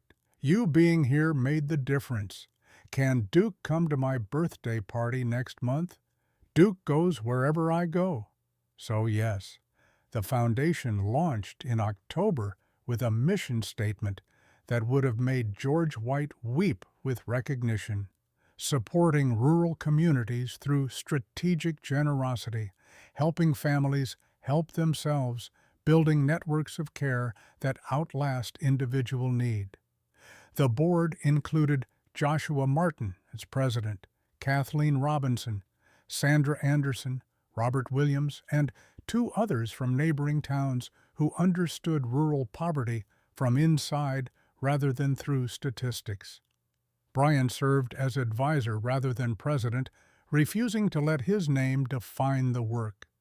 First-year grants totaled $14 million. 63 communities across eastern Oregon received support for infrastructure education, medical equipment, farm preservation. Applications were vetted ruthlessly. George's lesson about helping those who'd work hard and pay forward had been absorbed completely. Special programs emerged from the family's collective trauma. Second Chance scholarships funded people rebuilding from mistakes inspired by Scott's journey. Linda's Light Mental Health Fund provided treatment for rural families who couldn't afford care, honoring the woman whose illness had shaped 3 children's understanding of trust. Family Bridge programs connected estranged families with mediators and therapists, recognizing that wealth couldn't fix what broken communication had destroyed. Scott's transformation was documented in weekly GA meetings and daily work for the foundation. 6 months sober from gambling, 8 months living at the farmstead, helping Brian maintain property while learning grant evaluation and community assessment. The work gave him purpose beyond proving himself, connection beyond winning something. Rebecca's nonprofit Second Foundation Housing developed affordable homes using ethical practices and sustainable design. She hired people with criminal records, giving them construction training and second chances. The irony of being built on a foundation of mistakes wasn't lost on anyone, least of all Rebecca, who'd learned that acknowledging your failures was the first step toward transcending them. Kenneth left corporate law for legal aid, taking a 60% pay cut to represent people who couldn't afford the kind of defense wealth could buy. He and Maggie sold their large house, moved into something smaller, learned to measure success in impact rather than billable hours. Emma thrived post-surgery, her heart strong, her relationship with Brian growing through Sunday dinners and summer weeks at the farmstead.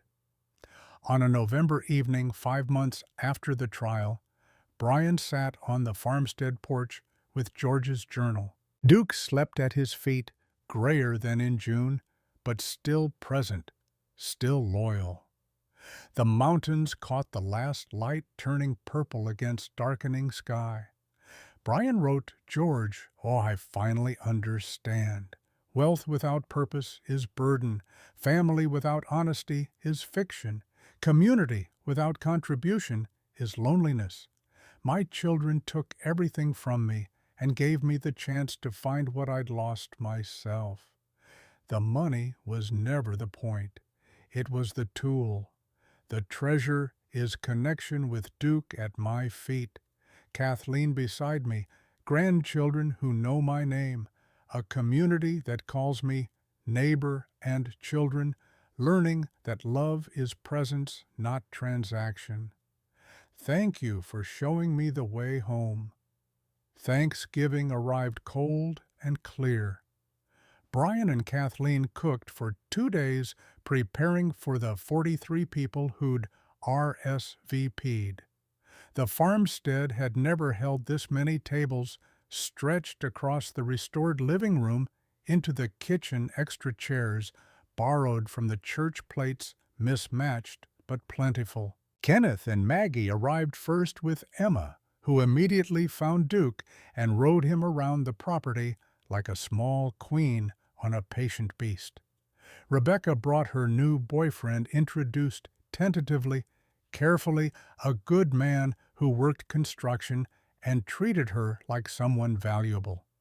Scott helped set tables, his hands steady, his eyes clear in ways they hadn't been in years. Joshua and his family, Dr. Harris with her husband, Sandra Anderson with her recorder turned off for once, Martha from the library, the Johnson family, Tyler Martin, healthy and grateful. Kathleen's sons had driven from Seattle, stunned to find their mother happy in ways they'd forgotten she could be. Brian stood at the head of the table after everyone had settled, Duke lying beneath where scraps would inevitably fall. The room held his attention, 43 people who'd become family through choice, rather than blood, through presence, rather than obligation.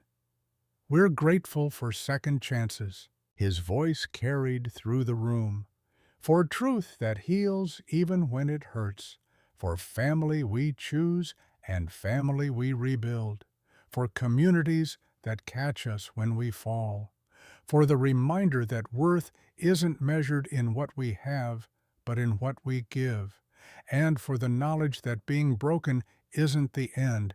Sometimes it's the only way to become what we were meant to be all along. Emma's voice piped up from beside Duke, and for Grandpa Brian and Duke. The room echoed, for Brian and Duke. They ate and talked until darkness fell completely, until children grew sleepy and adults moved to coffee and quiet conversation. Brian stood at the window, watching Millbrook lights in the distance, feeling Kathleen's hand find his hearing, his grandchildren's laughter from the room behind him. His phone buzzed with a text from Kenneth. Thank you for not giving up on us even when we gave up on you.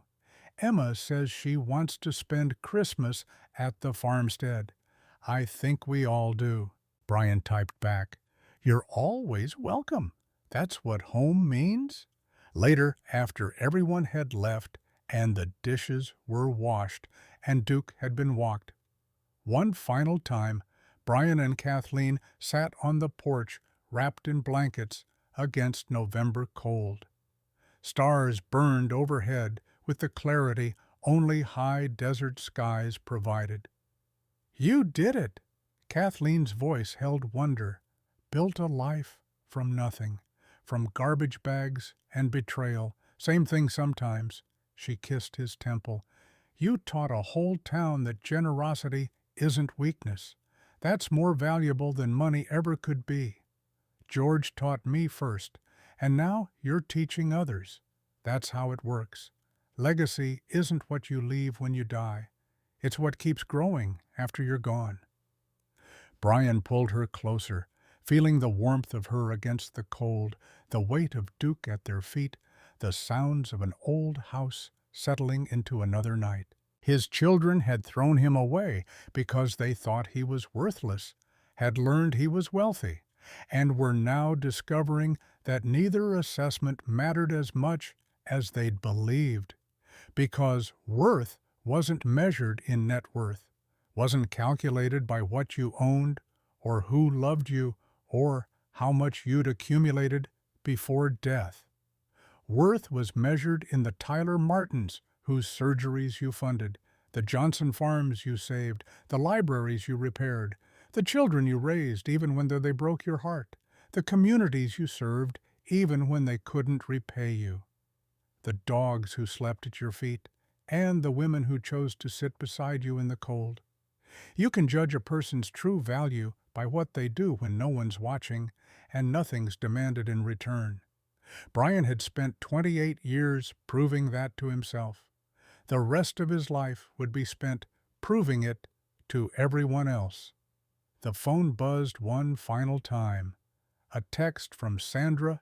Great story, Brian. But I'm wondering, would you share it publicly? The anonymous donor angle is good, but the full story of betrayal and redemption could help other families. Think about it. Brian turned off the phone and set it aside. Maybe someday he'd tell the full story. Let Sandra write it. Let it reach people who needed to hear that estrangement wasn't permanent, that broken things could be repaired, that the worst moments sometimes opened doors to the best versions of yourself. But tonight, he just wanted to sit with Kathleen and Duke and watch stars wheel overhead. Wanted to feel gratitude instead of anger, connection instead of loneliness, peace, instead of the exhausting performance of being whoever his children needed him to be. They'd thrown him away because they thought he was broken. They were right. He was broken by loneliness and judgment, and the weight of secrets that had seemed protective but were actually isolating. But being broken wasn't the end. Sometimes it was the only way to make space for light to get in. Sometimes it was the beginning of becoming whole in ways you'd never imagined when all your pieces were still stuck together in comfortable misery. The owl called from the darkness. Duke stirred, sighed, settled deeper into sleep. Kathleen's breathing slowed to the rhythm of someone completely at peace. And Brian Thompson, 60 years old, $280 million, wealthy, immeasurably richer in ways money couldn't measure, smiled into the high desert night and thought about all the families he'd help tomorrow and the day after and all the days that followed, until there was nothing left to give except the example of a life lived for others instead of approval. It makes you wonder how often we judge people by their circumstances instead of their character. Brian's children saw poverty where there was wealth, incompetence, where there was wisdom, isolation, where there was community. How many people have you misjudged because you didn't look closely enough? And if this story touched you, if you've experienced a moment where loss became the doorway to something better, or watched someone rebuild after betrayal, share it.